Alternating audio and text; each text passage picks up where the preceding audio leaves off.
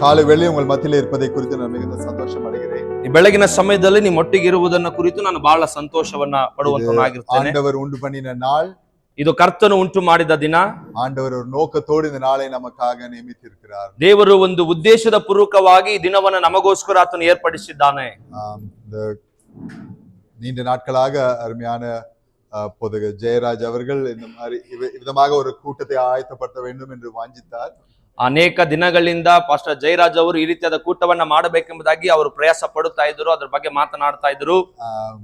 இந்த தினத்திலே அந்த அவருடைய ವಾಂಛೆ நிறைவேற்றப்பட்டுள்ளது. ಈ ದಿನದಲ್ಲಿ ಅವರ ಒಂದು ಆಸೆ ಬಯಕೆ ಅದು ನೆರವೇರಿದೆ. அது மாத்திரமல்ல, இந்த கூட்டத்துக்காக அவர் எவ்வளவு பிரயாசப்பட்டார் என்று எனக்கு தான் தெரியும். ಈ ಕೂಟಕ್ಕಾಗಿ ಅವರು ಎಷ್ಟು ಪರಿಶ್ರಮವನ್ನ ಪಟ್ರು ಅಂತ ನನಗೆ ಮಾತ್ರ ಅದು ಗೊತ್ತು. அவருக்கு கர்நாடகாவில் இருக்க ஊழியர்கள் மேலே ஒரு பாரம் இருப்பதை நான் உணர்ந்தேன். ಕರ್ನಾಟಕ ರಾಜ್ಯದ ಮೇಲಿರುವ ಪ್ರತಿಯೊಬ್ಬ ಸೇವಕರ ಮೇಲಿರುವಂತ ಅವರಿಗಿರುವಂತ ಭಾರವನ್ನ ನಾನು ಅರ್ಥ ಮಾಡಿಕೊಂಡೆ. பல பிரயாசங்களை எடுத்துக்கொண்டிருக்கிறார். ಅವರು ಅನೇಕ ಪ್ರಯಾಸವನ್ನ ಪಡುತ್ತಾ ಇದ್ದಾರೆ. ವಿಧமான ಪ್ರಯಾಸಗಳೇ ಇದು ಒಂದಾಗಿ ನಾನು பார்க்கிறேன். ಅನೇಕ ಪ್ರಯಾಸಗಳಲ್ಲಿ ಇದು ಸಹ ಒಂದು ಎಂಬುದಾಗಿ ನಾನು ತಿಳಿದುಕೊಂಡೆ. இந்த வேளையிலும் ஆண்டவர் ஒரு நோக்கத்தோடு நம்மை கூட்டி சேர்த்திருக்கிறார். ದೇವರು ಒಂದು ಉದ್ದೇಶದಿಂದ ನಮ್ಮೆಲ್ಲರನ್ನ ಒಟ್ಟಿಗೆ ಕೂಡಿಸಿದ್ದಾನೆ. பாஸ்டர் ஜெயராஜுக்கு ஒரு அஜெண்டா இருக்கலாம், பாஸ்டர் டேவிட் பெஞ்சமினுக்கு ஒரு அஜெண்டா இருக்கலாம். ஆனா நான் விசுவாசிக்கிறேன், ஆண்டவருக்கு இந்த நாள்ல ஒரு அஜெண்டா இருக்கு. ಪಾಸ್ಟರ್ ಜಯರಾಜ್ ಅವರಿಗೆ ಒಂದು ಉದ್ದೇಶ ಇರಬಹುದು, ಪಾಸ್ಟರ್ ಬೆಂಜಮಿನ್ ಅವರಿಗೆ ಒಂದು ಉದ್ದೇಶ ಇರಬಹುದು, ಆದ್ರೆ ದೇವರಿಗೆ ಎಲ್ಲದಕ್ಕಿಂತ ಮೇಲಾಗಿ ದೇವರಿಗೆ ಒಂದು ಉದ್ದೇಶ ಇದೆ. இந்த வேளையும் அவருடைய நோக்கத்திற்கு நாம் விட்டு கொடுக்கும் போது ஒரு பெரிய காரியத்தை இந்த நாளிலே நாம் பார்க்க முடியும். ಆತನ ಚಿತ್ತಕ್ಕೆ, ಆತನ ಉದ್ದೇಶಕ್ಕೆ ನಮ್ಮನ್ನ ನಾವು ಒಪ್ಪಿಸಿಕೊಡುವುದಾದ್ರೆ ದೊಡ್ಡ ಕಾರ್ಯಗಳನ್ನು ಆತನಿಂದ ನಾವು ಎದುರು ನೋಡಬಹುದು. இந்த வேளையும் நம் கண்களை மூடி ஜெபிக்கலாம். ನಾವೆಲ್ಲರೂ ಈ ಸಮಯದಲ್ಲಿ ಕಣ್ಣುಗಳನ್ನು ಮುಚ್ಚಿ ಪ್ರಾರ್ಥನೆ ಮಾಡೋಣ. ஒவ்வொரு ஆண்டவர் நோக்கி கேட்க போறோம், ஆண்டவரே நாங்க வந்தது விருதாவாக இருக்க கூடாது, நீர் இடைப்பட போகிறீர், ஒரு மாற்றத்தை உண்டு பண்ண வேண்டும். ನಾವು ಪ್ರತಿಯೊಬ್ಬರು ಪ್ರಾರ್ಥನೆ ಮಾಡ್ಲಿಕ್ಕಿದ್ದೀವಿ, ದೇವರೇ ನೀನು ಕಾರ್ಯ ಮಾಡು, ನಿನ್ನ ಜೊತೆಲಿ ಮಾತನಾಡು, ನಾವು ಬಂದು ವ್ಯರ್ಥವಾಗಿ ಹೋಗಬಾರದು ಎಂಬುದಾಗಿ. இது நான் பிரசங்கம் பண்றதுனால நான் இந்த ஜெபம் பண்ணாம இருக்க போறது இல்ல, நானும் ஜெபிக்க போறேன். ஆண்டவரே இந்த நாள்ல என் வாழ்க்கையில என் ஊழியத்துல ஒரு மாறுதலை நாங்கள் பார்க்க வேண்டும். ನಾನು ಪ್ರಸಂಗ ಮಾಡುತ್ತಾ ಇದ್ದೀನಿ ಅಂತ ಹೇಳಿ ನಾನು ಈ ಪ್ರಾರ್ಥನೆಯನ್ನ ಮಾಡದೇ ಇರೋದಿಲ್ಲ, ನಾನು ಮಾಡ್ತೀನಿ. ದೇವರು ಈ ವಾಕ್ಯದ ಮೂಲಕ ನನ್ನನ್ನು ಮುಟ್ಟು, ನನ್ನ ಜೊತೆಲಿ ಮಾತನಾಡಿ, ನನ್ನನ್ನು ಬದಲಾವಣೆ ಮಾಡೆಂಬುದಾಗಿ ஜெபிப்போம். ನಾವೆಲ್ಲರೂ ಪ್ರಾರ್ಥನೆ ಮಾಡೋಣ.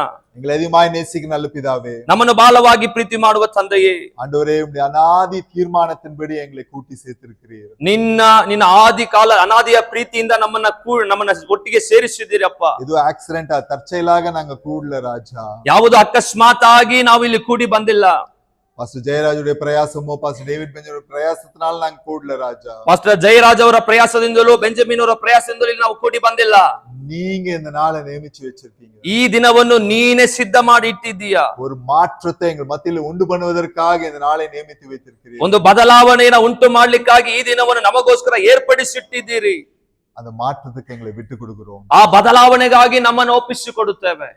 எங்கள் மத்தியிலே வாரும், ನಮ್ಮ ಮಧ್ಯದಲ್ಲಿ ಬನ್ನಿ, எங்களோடு பேசும், ನಮ್ಮ ಜೊತೆ ಮಾತನಾಡಿ, எங்களோடு இடைப்படும், ನಮ್ಮ ಜೊತೆಯಲ್ಲಿ ನಮ್ಮ ಸಂಗಡ ಬನ್ನಿ, எங்களை மாற்றும், ನಮ್ಮನ್ನು ಬದಲಾವಣೆ ಮಾಡಿ. ಯೇಸು ಮೂಲಕ ಕೇಳಿಕೊಳ್ಳುகிறோம் பிதாவே. ಯೇಸುವಿನ ನಾಮದಲ್ಲಿ ಕೇಳಿಕೊಳ್ಳುತ್ತೇವೆ ತಂದೆಯೇ. ಆಮೆನ್. ಆಮೆನ್. ஹல்லேலூயா. ஹல்லேலூயா. இந்த காலை வேளையிலே ஊழியர்களுக்கான ஒரு வார்த்தை கொடுக்கலாம் என்று வாஞ்சிக்கிறேன். ಸೇವಕರಾದಂತ ನಿಮ್ಮೆಲ್ಲರಿಗೆ ಮುಂಜಾನೆ ವೇಳೆಯಲ್ಲಿ ಒಂದು ವಾಕ್ಯವನ್ನ ಕೊಡ್ಲಿಕ್ಕೆ ನಾನು ಇಷ್ಟಪಡ್ತಾ ಇದ್ದೀನಿ. பாஸ்டர் அவர்கள் என்ன தலைப்புல நீங்க பேச போறீங்கன்னு கேட்டாரு. ಸೇವಕರು ನನ್ನನ್ನ ಯಾವ ಒಂದು ಶಿರೋನಾಮವನ್ನ ಇಟ್ಟು ನೀವು ಮಾತನಾಡ್ತೀರಾ ಎಂಬುದಾಗಿ ಕೇಳಿದ್ರು. என்ன தலைப்பு சொல்றதுன்னே எனக்கு தெரியல. ಏನು ಶಿರೋನಾಮ, ಏನು ಪೀಠಿಕೆನ ಹೇಳ್ಬೇಕೆಂಬುದಾಗಿ ನನಗೆ ಗೊತ್ತಿಲ್ಲ. ஒரு காரியம் ஞாபகம் வந்துச்சு எனக்கு. ಒಂದೇ ಒಂದು ವಿಷಯ ನನ್ನ ನೆನಪಿಗೆ ಬಂತು. இன்னைக்கு இந்த பாஸ்டருங்க இந்த லெவல்ல இருக்கிறாங்கன்னா இந்த பிரசங்கத்துக்கு அப்புறம் அவங்க வேற லெவலுக்கு போக வேண்டும். ನನಗೆ ಒಂದು ಆಲೋಚನೆ ಬಂತು. ಏನಂತ ಹೇಳಿದ್ರೆ, ಇವಾಗ ಇರುವಂತ ಆ ಸ್ಥಾನದಿಂದ ಈ ಸಂದೇಶವನ್ನ ಕೇಳಿದ ನಂತರ ಈ ಇರುವಂತ ಸ್ಥಾನದಿಂದ ಇನ್ನೊಂದು ಸ್ಥಾನಕ್ಕೆ ಅವರು ಮುಂದೆ ಹೋಗಬೇಕೆಂಬ ಒಂದು ಯೋಚನೆ ನನ್ನ ಒಳಗೆ ಬಂತು. ಸೊ நான் அதுக்கு தலைப்பே கொடுக்கல. அவர் சொன்ன பாஸ்டருங்களை ஒரு லெவல்ல இருந்து இன்னொரு லெவலுக்கு கொண்டு போகணும்ட்டு, ஆனா அவர் அதே டைட்டிலா வச்சிட்டாரு. ನಾನು ಈ ರೀತಿಯಾಗಿ ಯಾವ ಒಂದು ಶಿರೋನಾಮವನ್ನ ಅವ್ರಿಗೆ ಹೇಳಿಲ್ಲ. ನಾನು ಈ ರೀತಿಯಲ್ಲಿ ಹೇಳುವಾಗ ಅವರೇ ಒಂದು ಶಿರೋನಾಮವನ್ನ ಇಟ್ಟರು. ಈ ಒಂದು ಅಂತಸ್ತಿನಿಂದ ಮುಂದಿನ ಅಂತಸ್ತಿಗೆ ಅವ್ರನ್ನ ಸೇವಕರನ್ನ ದೇವರು ಕರೆದುಕೊಂಡು ಹೋಗ್ತಾನೆ ಎಂಬುದಾಗಿ.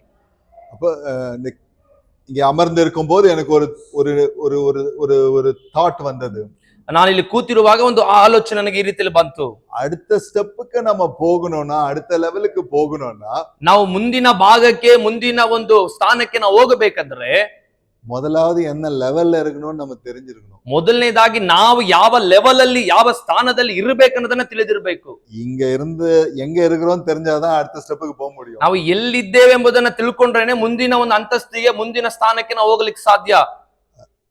ஒரு வியாதியிலிருந்து குணமாக வேண்டும் என்றால், ಒಂದು ರೋಗದಿಂದ ನಾವು ಗುಣವಾಗಬೇಕಂದ್ರೆ என்ன வியாதி இருக்குன்னு தெரியணும். ಯಾವ ರೋಗ ಇದೆ ಎಂಬುದಾಗಿ ನಾವು ತಿಳ್ಕೋಬೇಕು ಮೊದಲು. அப்பதான் அதுக்கேத்த மருந்து கொடுக்க முடியும். ಅದಕ್ಕೆ ಅದಾದ ನಂತರವಾಗಿ ಅದಕ್ಕಿರುವಂತ ಔಷಧಿನ ಕೊಡ್ಲಿಕ್ಕೆ ಸಾಧ್ಯ. என்ன வியாதினே தெரியாம மருந்து சாப்பிட முடியுமா?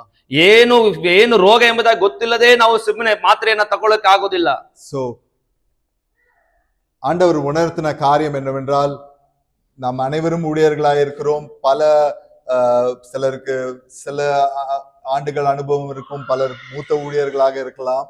ನಾವೆಲ್ಲರೂ ಸೇವಕರಾಗಿದ್ದೇವೆ. ಕೆಲವೊಬ್ಬರು ಹಿರಿಯ ಸೇವಕರು, ಕಿರಿಯ ಸೇವಕರು. ನೀವು ಅನೇಕ ವರ್ಷದಿಂದ ಸೇವೆಯ ಅನುಭವ ನಿಮಗಿರಬಹುದು. சில ஊழியர்களுக்கு ஆண்டவரோடு ரொம்ப நெருங்கிய ஐக்கியம் இருக்கலாம், சிலருக்கு அவ்வளவு நெருங்கிய ஐக்கியம் இல்லாம இருக்கலாம். ಕೆಲವೊಬ್ಬರಿಗೆ ಸೇವಕರಿಗೆ ದೇವರೊಟ್ಟಿಗೆ ಬಹಳ ಅನ್ಯೂನ್ಯವಾಗಿರಬಹುದು, ಕೆಲವೊಬ್ಬರಿಗೆ ಅಷ್ಟು ಅನ್ಯೂನ್ಯತೆ ದೇವರೊಟ್ಟಿಗೆ ಇಲ್ಲದೆ ಇರಬಹುದು.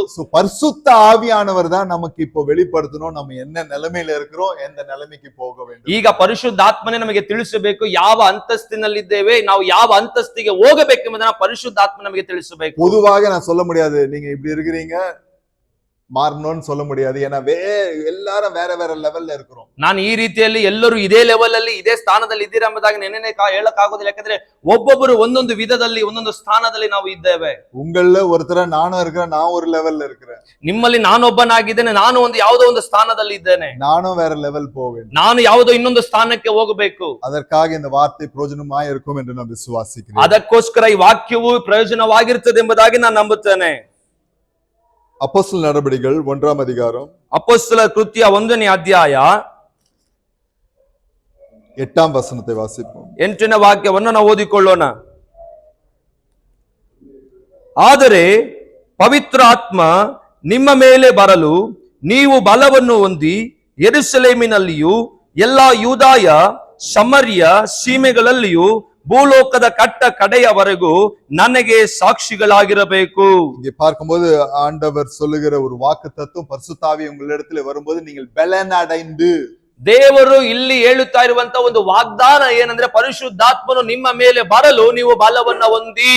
ஏனென்றால் அதற்கு முன்பதான வசனங்களை வாசிக்கும் போது அவர் இயேசு கிறிஸ்து சொல்லுகிறார், நீங்க ஊழியம் செய்யவே போகாதீங்க, இந்த பலனை பெற்றுக்கொள்ளாம நீங்க ஊழியம் செய்யவே போகாதீங்க என்று சொல்லுகிறார். ಇದರ ಮೇಲಿನ ವಾಕ್ಯಗಳನ್ನ ಓದುವಾಗ ಈ ಬಲವನ್ನ ಹೊಂದಿಕೊಳ್ಳದ ತನಕ ನೀವು ಸೇವೆ ಮಾಡ್ಲಿಕ್ಕೆ ಹೋಗಲೇಬೇಡ್ರಿ ಎಂಬುದಾಗಿ ಯೇಸು ಸ್ವಾಮಿ ಹೇಳಿದ್ರು. ஆனால் இந்த பலனை பெற்றதுக்கு அப்புறம் அவர்கள் ஊழியக்காரர்களுடைய அந்த அப்போஸ்தலருடைய வாழ்க்கையை பார்க்கும் போது 2ஆம் அதிகாரத்திலே அவருடைய வாழ்க்கை முற்றிலும் வேறு விதமாக காணப்படுகிறது. ಈ ವಾಕ್ಯದ ನಂತರವಾಗಿ ಪರಿಶುದ್ಧಾತ್ಮವನ್ನು ಅವರು ಹೊಂದಿಕೊಂಡಂತ ಅಪೊಸ್ತಲರ ಜೀವಿತವು, ಅವರ ಸೇವೆಯ ವ್ಯತ್ಯಾಸವಾಗಿತ್ತು. இந்த பலனை பெற்றுக்கொள்கிற காரியத்தை குறித்து இந்த காலவெளியிலே நாம் பார்க்க போகிறோம். ಈ ಶಕ್ತಿಯನ್ನ ಹೊಂದಿಕೊಳ್ಳುವ ಕಾರ್ಯವನ್ನ ಕುರಿತು ನಾವು ಈ ಬೆಳಗಿನ ಸಮಯದಲ್ಲಿ ಧ್ಯಾನ ಮಾಡಲಿಕ್ಕಿದ್ದೇವೆ. பார்க்கும்போது இங்கிலீஷ் பைபிள்ல you will receive power. English ಭಾಷಾಂತರದಲ್ಲಿ ನೀವು ಶಕ್ತಿಯನ್ನ ಹೊಂದಿ ಎಂಬುದಾಗಿ. பிரியமானவர்களே, ಪ್ರಿಯ ದೇವರ ಮಕ್ಕಳೇ,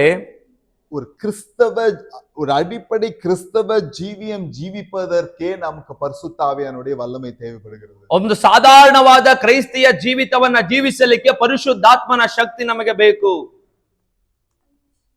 அவருடைய ஊழியக்காரர்களாய் இருந்து அவருடைய சித்தத்தை இந்த பூலோகத்தில் நிறைவேற்றுவதற்கு எவ்வளவு அதிகமாக நமக்கு இந்த பவர், இந்த வல்லமை நமக்கு தேவைப்படுகிறது என்று கொஞ்சம் யோசித்து பாருங்க. ಈ ಭೂಲೋಕದಲ್ಲಿ ಆತನ ಚಿತ್ತವನ್ನ ನೆರವೇರಿಸಲಿಕ್ಕಾಗಿ ಇನ್ನೆಷ್ಟು ನಮಗೆ ಆತನ ಶಕ್ತಿಯು ಬೇಕೆಂಬುದನ್ನ ನೀವು ಸ್ವಲ್ಪ ಯೋಚನೆ ಮಾಡಿ ನೋಡ್ರಿ.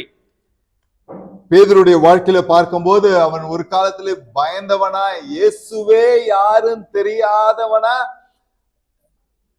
அற்புதமாக ஒரு அறிக்கை சொன்னான், இவர் யாருன்னே எனக்கு தெரியலன்னு அறிக்கை செய்யற அளவுக்கு பயந்தவனாய் காணப்பட்டான். ಪೇತ್ರನು ಒಂದು ಸರಿ ಯೇಸುವನ್ನ ಕುರಿತು ಹೇಳುವಾಗ ಯೇಸುವನ್ನೇ ಅರಿಯನು ಎಂಬುದಾಗಿ ಹೇಳುವ ಮಟ್ಟಿಗೆ ಭಯದಿಂದ, ನಡುಕದಿಂದ ಇದ್ದಂತ ಒಬ್ಬ ವ್ಯಕ್ತಿ ಪೇತ್ರನು. ஆனா அதே பேதுரு ஆண்டவருடைய வல்லமையை பெற்றுக்கொண்ட போது அவனுக்கு பயம் எங்க போச்சுன்னு தெரியல, தைரியமாக அவன் சத்தியத்தை உரைக்கிறவனாய் காணப்பட்டான். ಅದಾದ ನಂತರವಾಗಿ ಪರಿಶುದ್ಧಾತ್ಮನ ಶಕ್ತಿಯನ್ನು ಹೊಂದಿಕೊಂಡ ತರುವಾಯ ಆ ಭಯ ಎಲ್ಲಿ ಹೋಯ್ತೋ ಗೊತ್ತಿಲ್ಲ, ಅವನು ಧೈರ್ಯವಾಗಿ ದೇವರ ವಾಕ್ಯವನ್ನ ಸಾರುವವನಾಗಿ ಮಾರ್ಪಟ್ಟನು. அப்போஸ்தலர் நடவடிக்கைகள் 3ஆம் அதிகாரம் 6ஆம் வசனத்திலே வாசிக்கும் போது, அப்போது பேதுரு, வெள்ளியும் பொன்னும் என்னிடத்தில் இல்லை, என்னிடத்தில் உள்ளதை உனக்கு தருகிறேன், நசரனாகிய இயேசு கிறிஸ்துவின் நாமத்தினாலே நீ எழுந்து நட என்று சொல்லினான் என்று பார்க்கிறோம். ಅಪೊಸ್ತಲ ಕೃತ್ಯ 3:6 ಪೇತ್ರನು ಈ ರೀತಿ ಹೇಳ್ತಿದ್ದಾನೆ, ಆಗ ಪೇತ್ರನು ಬೆಳ್ಳಿ ಬಂಗಾರವು ನನ್ನಲ್ಲಿಲ್ಲ, ನನ್ನಲ್ಲಿರುವುದನ್ನು ನಿನಗೆ ಕೊಡುತ್ತೇನೆ, ನಜರೇತಿನ ಯೇಸು ಕ್ರಿಸ್ತನ ಹೆಸರಿನಲ್ಲಿ ಎದ್ದು ನಡೆದಾಡು ಎಂದು ಹೇಳಿದನು. இங்க சொல்றான், என் இடத்தில் உள்ளதை உனக்கு தருகிறேன். ಈ ಸ್ಥಳದಲ್ಲಿ ಆತನು ಹೇಳುತ್ತಾ ಇದ್ದಾನೆ, ನನ್ನಲ್ಲಿ ಇರುವುದನ್ನು ನಿನಗೆ ಕೊಡುತ್ತೇನೆ. பொண்ணும் வெள்ளியும் தேவையில்ல, அவனுக்குள்ள ஏதோ இருந்துச்சு, அதுதான் ஒரு மாற்றத்தை உண்டு பண்ணுச்சு.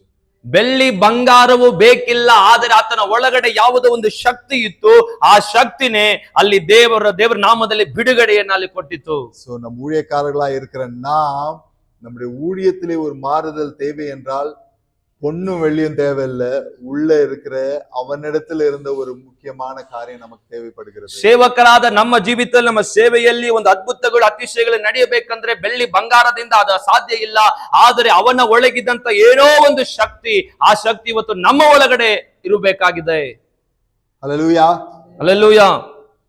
லூக்கா எழுதின சுவிசேஷம் 4ஆம் அதிகாரத்திலிருந்து சில காரியத்தில் இந்த காலை வேளையிலே தியானிக்க போகிறோம். ಲೂಕನು ಬರೆದ ಸುವಾರ್ತೆ 4ನೇ ಅಧ್ಯಾಯದಿಂದ ಕೆಲವೊಂದು ವಾಕ್ಯಗಳನ್ನು ಇಟ್ಟು ಕೆಲವೊಂದು ವಿಷಯಗಳನ್ನು ನಾವು ಧ್ಯಾನ ಮಾಡ್ಲಿಕ್ಕಿದ್ದೇವೆ.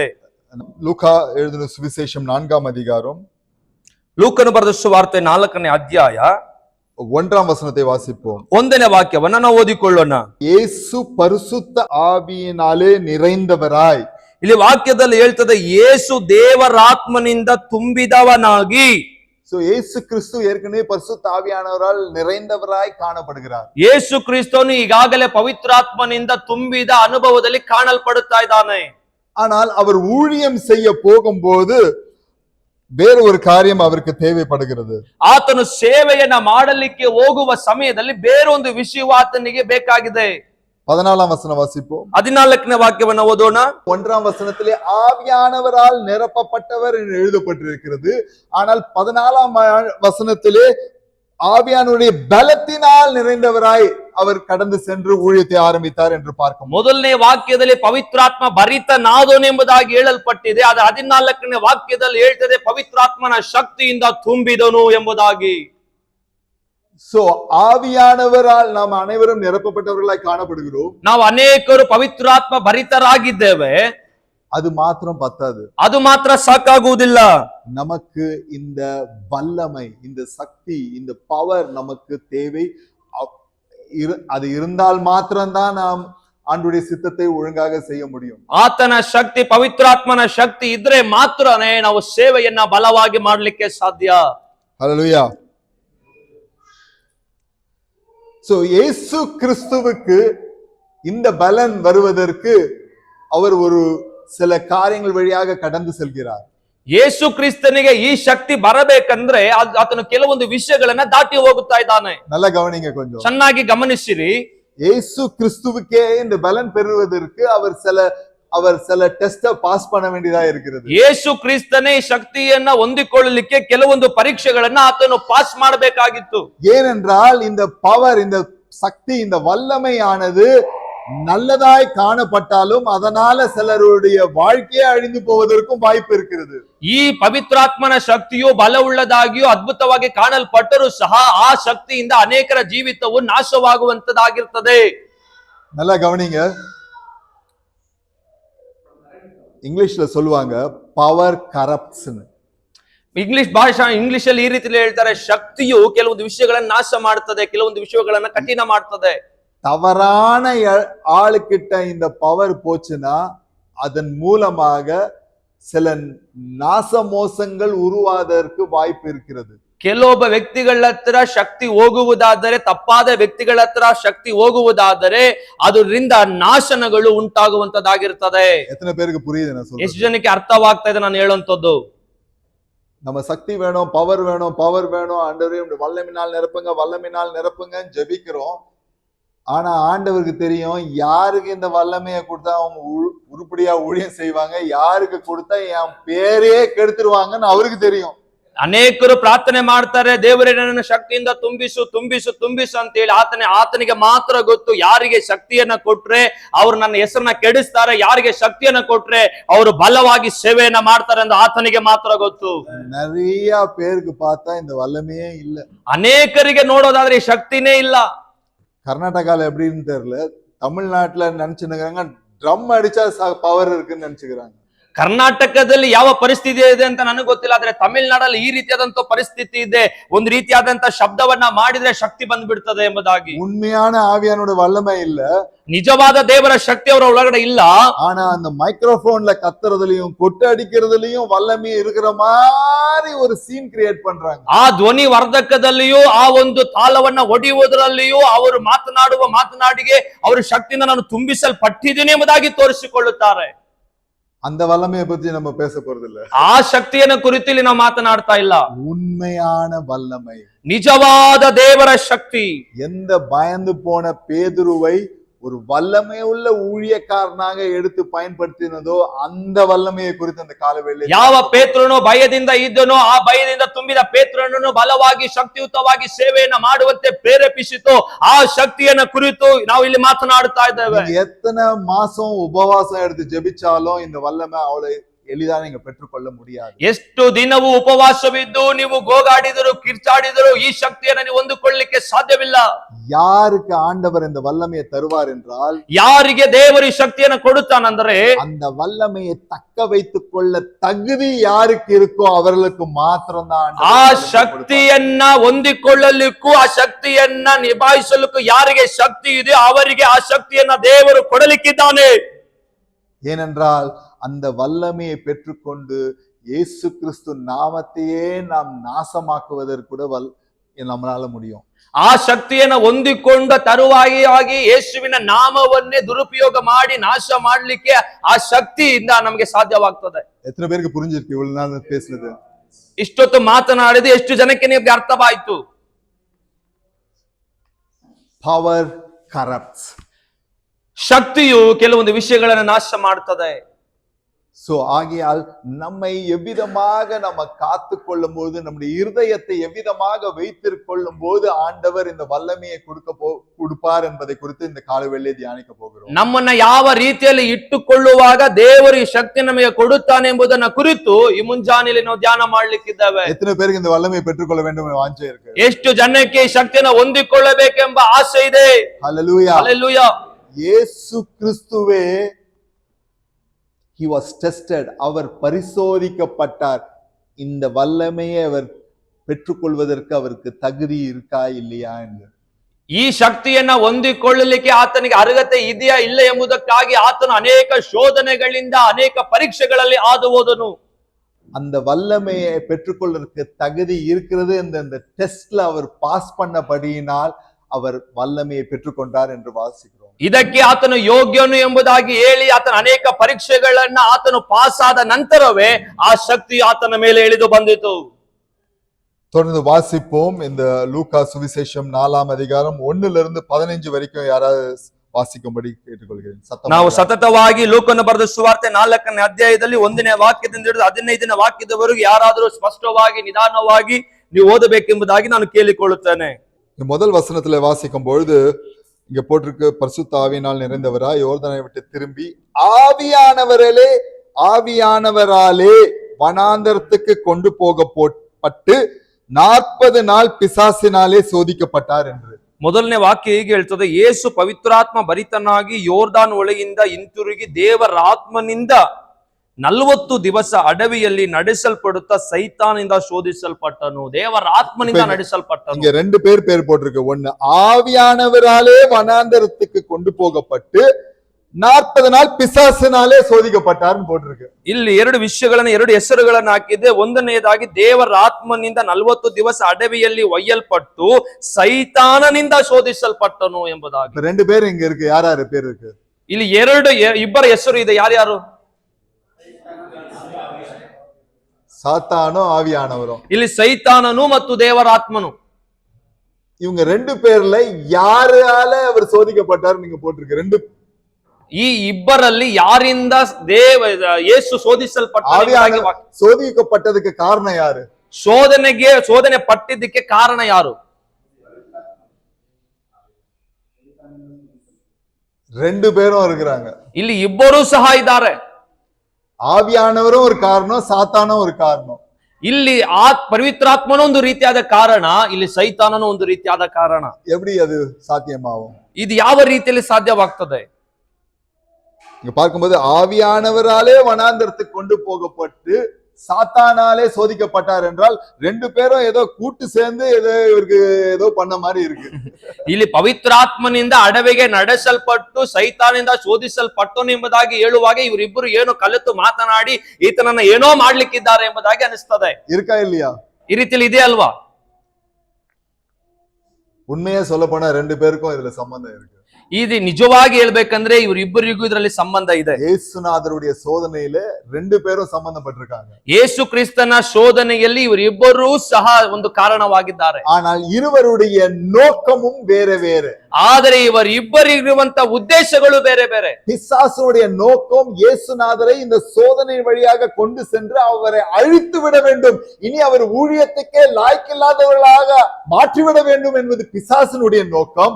ಯೇಸು ಸ್ವಾಮಿನೇ ಶೋಧನೆಯಲ್ಲಿ ಕರೆದುಕೊಂಡು ಹೋಗಿ ಆತನಿನ ಮುಂದೆ ಸೇವೆಯನ್ನ ಬಿಟ್ಟು ಬಿಡಬೇಕು, ಬಿಟ್ಟು ಓಡಿ ಹೋಗಬೇಕು, ಆತನ ನಾಶವಾಗಬೇಕೆನ್ನುವುದು ಸೈತಾನನ ಒಂದು ಕಾರಣ, ಆತನ ಉದ್ದೇಶ. ஆனால் ஆவியானுடைய நோக்கம் என்னவென்றால் இந்த சோதனையின் மூலமாக அவரை ஜெயித்து வல்லமையுள்ள ஒரு ஊழியக்காரனாக உருவாக்க வேண்டும் என்று ஆவியானுடைய நோக்கம். ಪವಿತ್ರಾತ್ಮನ ಉದ್ದೇಶ ಏನೆಂದ್ರೆ ಈ ಶೋಧನೆ ಎಲ್ಲವನ್ನ ಆತನು ಜಯಿಸಿ ಆತನು ಮಹತ್ತಾದಂತ ಬಲವುಳ್ಳ ಶಕ್ತಿಯನ್ನು ತುಂಬಿದಂತ ಸೇವೆಯನ್ನ ಮಾಡಬೇಕೆಂಬುದು ಪವಿತ್ರಾತ್ಮನ ಉದ್ದೇಶ. Devil's plan is destructive, but the Holy Spirit's plan is constructive. ಸೈತಾನನ ಒಂದು ಒಂದು ಒಂದು ಉದ್ದೇಶ ಏನಂದ್ರೆ ನಾಶ ಮಾಡಬೇಕು, ಆದರೆ ಪವಿತ್ರಾತ್ಮನ ಉದ್ದೇಶ ಅವನನ್ನ ಕಟ್ಟಬೇಕು. முதல் சோதனை என்னவென்று பார்க்கலாம். ಮೊದಲನೆಯ ಶೋಧನೆ ಏನೆಂಬುದಾಗಿ ನೋಡೋಣ.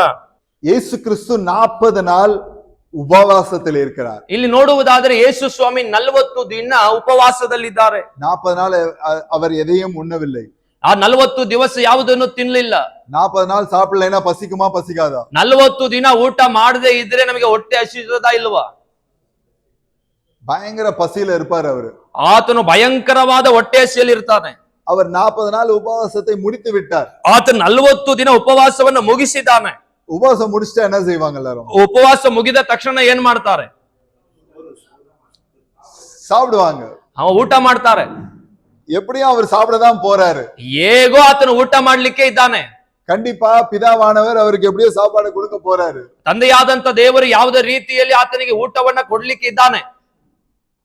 ஆனால் பிசாசு இங்க என்ன குழப்பத்தை உண்டு பண்ணுகிறான் என்றால், ಇಲ್ಲಿ ಸೈತಾನನು ಯಾವ ಒಂದು ತಂತ್ರವನ್ನ ಒಂದು ಕಾರ್ಯವನ್ನ ಆತನು ಉಪಯೋಗ ಮಾಡ್ತಾ ಇದ್ದಾನಂದ್ರೆ, இயற்கையான இந்த தேவையை நீ உன்னுடைய பிரயாசத்தினாலே இதை நிறைவேற்றுவாயாக என்று அவர் ஒரு காரியத்தை கொண்டு வருகிறார். ಈ ಒಂದು ಅವಶ್ಯಕತೆಯನ್ನ ನಿನ್ನ ಪ್ರಯಾಸದಿಂದಲೇ ನೀನು ಪೂರ್ತಿಗೊಳಿಸು ಎಂಬ ಒಂದು ಕಾರಣವನ್ನ ಯೇಸು ಸ್ವಾಮಿ ಮುಂದೆ ಸೈತಾನನ ತರ್ತಾ ಇದ್ದಾನೆ. எதற்காக இதை வலியுறுத்தி சொல்கிறேன் என்றால், எல்லா ஊழியக்காரர்களா இருக்கிற நமக்கு இந்த ஒரு சோதனை இருக்கிறது.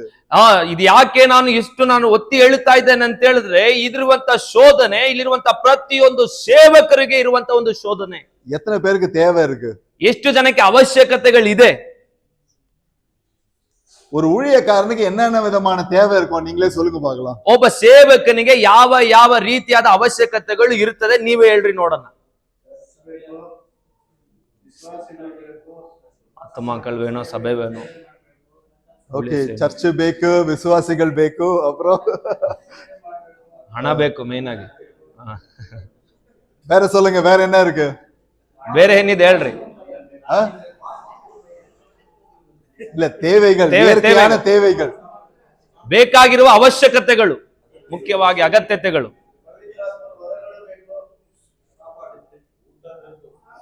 ಮೊದಲೇ ಸಾಪಾಡು,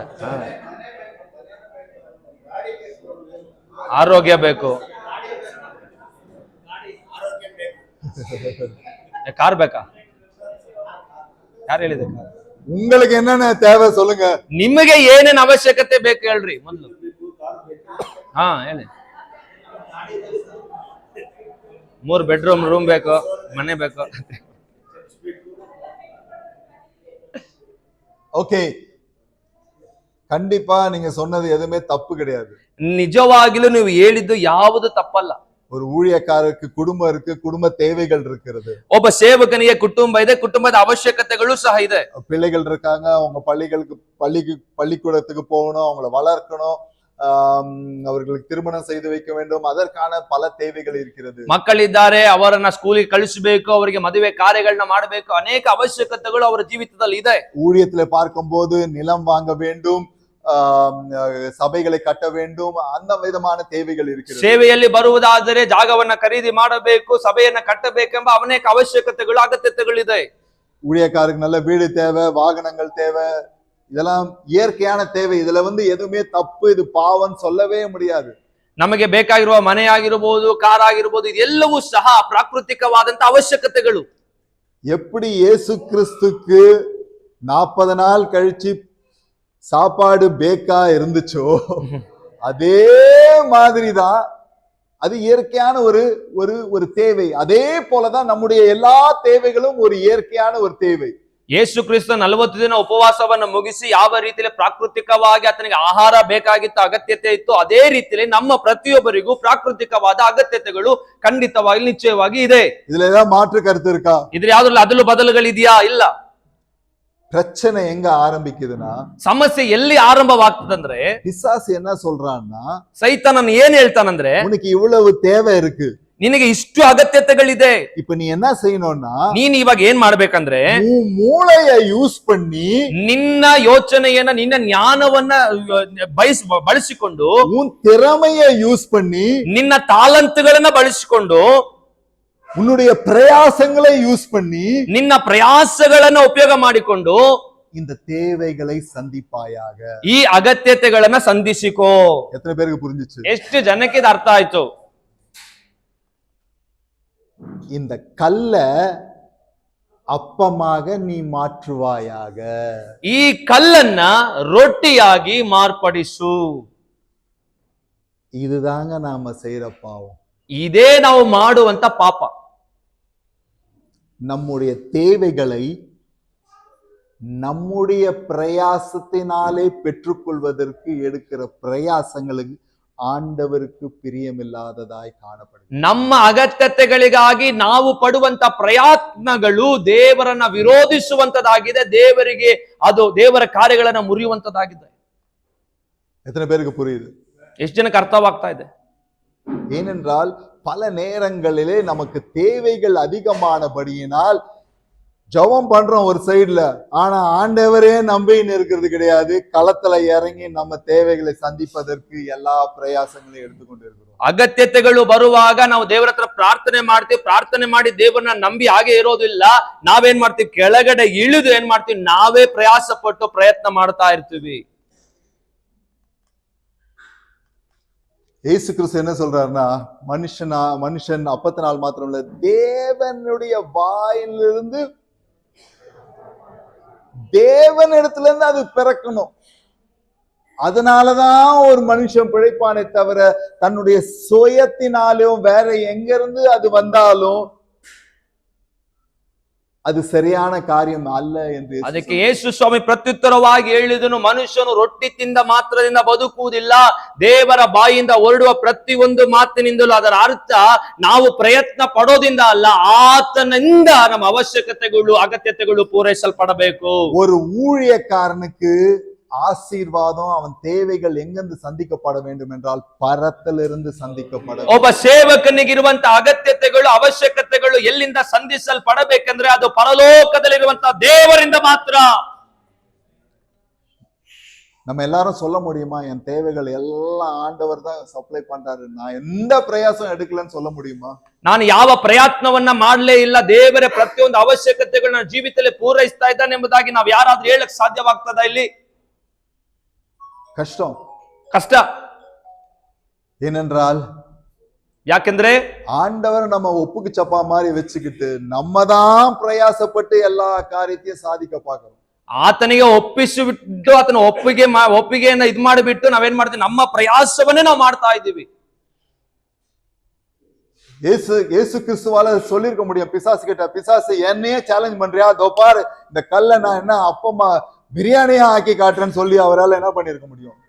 பண்ணிருக்க முடியும். ಯೇಸು ಸ್ವಾಮಿ ಒಂದು ವೇಳೆ ಸೈತಾನನಿಗೆ ಸವಾಲನ್ನ ಹಾಕಿ ನನ್ನ ಹತ್ರನ ಸವಾಲ್ ಆಗ್ತಾ ಇದ್ದೆ, ನೋಡು ಈ ಕಲ್ಲನ್ನ ನಾನು ಬಿರಿಯಾನಿ ಮಾಡ್ತೀನಿ ಎಂಬುದಾಗಿ ಸ್ವಾಮಿ ಹೇಳಿರ್ಬೋದಾಗಿತ್ತು. தேவை தப்பே கிடையாது, ಅಗತ್ಯತೆಗಳು ತಪ್ಪಲ್ಲ. ஆனா எங்க இருந்து வருதுன்றதா நீங்க ஊழியக்கார இல்லையான்றத நிரூபிக்கிறது. ಅದು ಎಲ್ಲಿಂದ ಬರುತ್ತದೆ ಎಂಬುದನ್ನ ಇಟ್ಟೆ ನೀವು ಸೇವಕರಲ್ಲವಾ ಎನ್ನುವುದು ತೀರ್ಮಾನ ಆಗ್ತದೆ. ஏனென்றால் பல நேரங்களிலே ஊழியர்கள் பலவிதமான முறையில்லாத வழிகளிலே தங்களுடைய தேவைகளை சந்தித்துக் கொள்கிறார்கள். ಆ ಯೋಗ್ಯತೆ ಇಲ್ಲದೆ ಇರುವಂತ ಸ್ಥಳಗಳ ಮೂಲಕವಾಗಿ ತಮ್ಮ ಅಗತ್ಯತೆಗಳನ್ನ ಸೇವಕರು ಪೂರೈಸಿಕೊಳ್ಳುತ್ತಾ ಇದ್ದಾರೆ. அது ஆண்டவருக்கு விரோதமான ஒரு காரியமாய் காணப்படுகிறது. ಅದು ದೇವರಿಗೆ ವಿರುದ್ಧವಾದಂತ ಒಂದು ಕಾರ್ಯ. சோ அந்த மாதிரி நிலைமையில இருக்கிறவங்களுக்கு ஆண்டவர் எப்படி நம்பி இந்த வல்லமையை கொடுக்க முடியும்? ಆ ರೀತಿಯಾಗಿರುವಂತ ಮನುಷ್ಯರುಗಳಿಗೆ, ಅಂತ ಸೇವಕರುಗಳಿಗೆ ದೇವರು ಈ ಶಕ್ತಿಯನ್ನ ಹೇಗೆ ಕೊಡ್ಲಿಕ್ಕೆ ಸಾಧ್ಯ?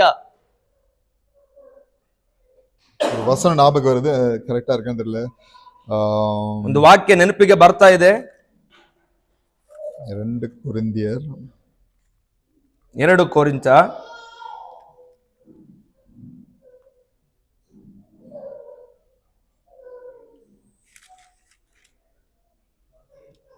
4 அதிகாரம் 4ನೇ ಅಧ್ಯಾಯ, 2 ಕೊರಿಂಥ 4ನೇ ಅಧ್ಯಾಯ. ಯಾರಾவது 1-2 ವಾಸಿಂಗ. 1ನೇ ವಾಕ್ಯ 2ನೇ ವಾಕ್ಯವನ್ನು ಓದ್ರಿ.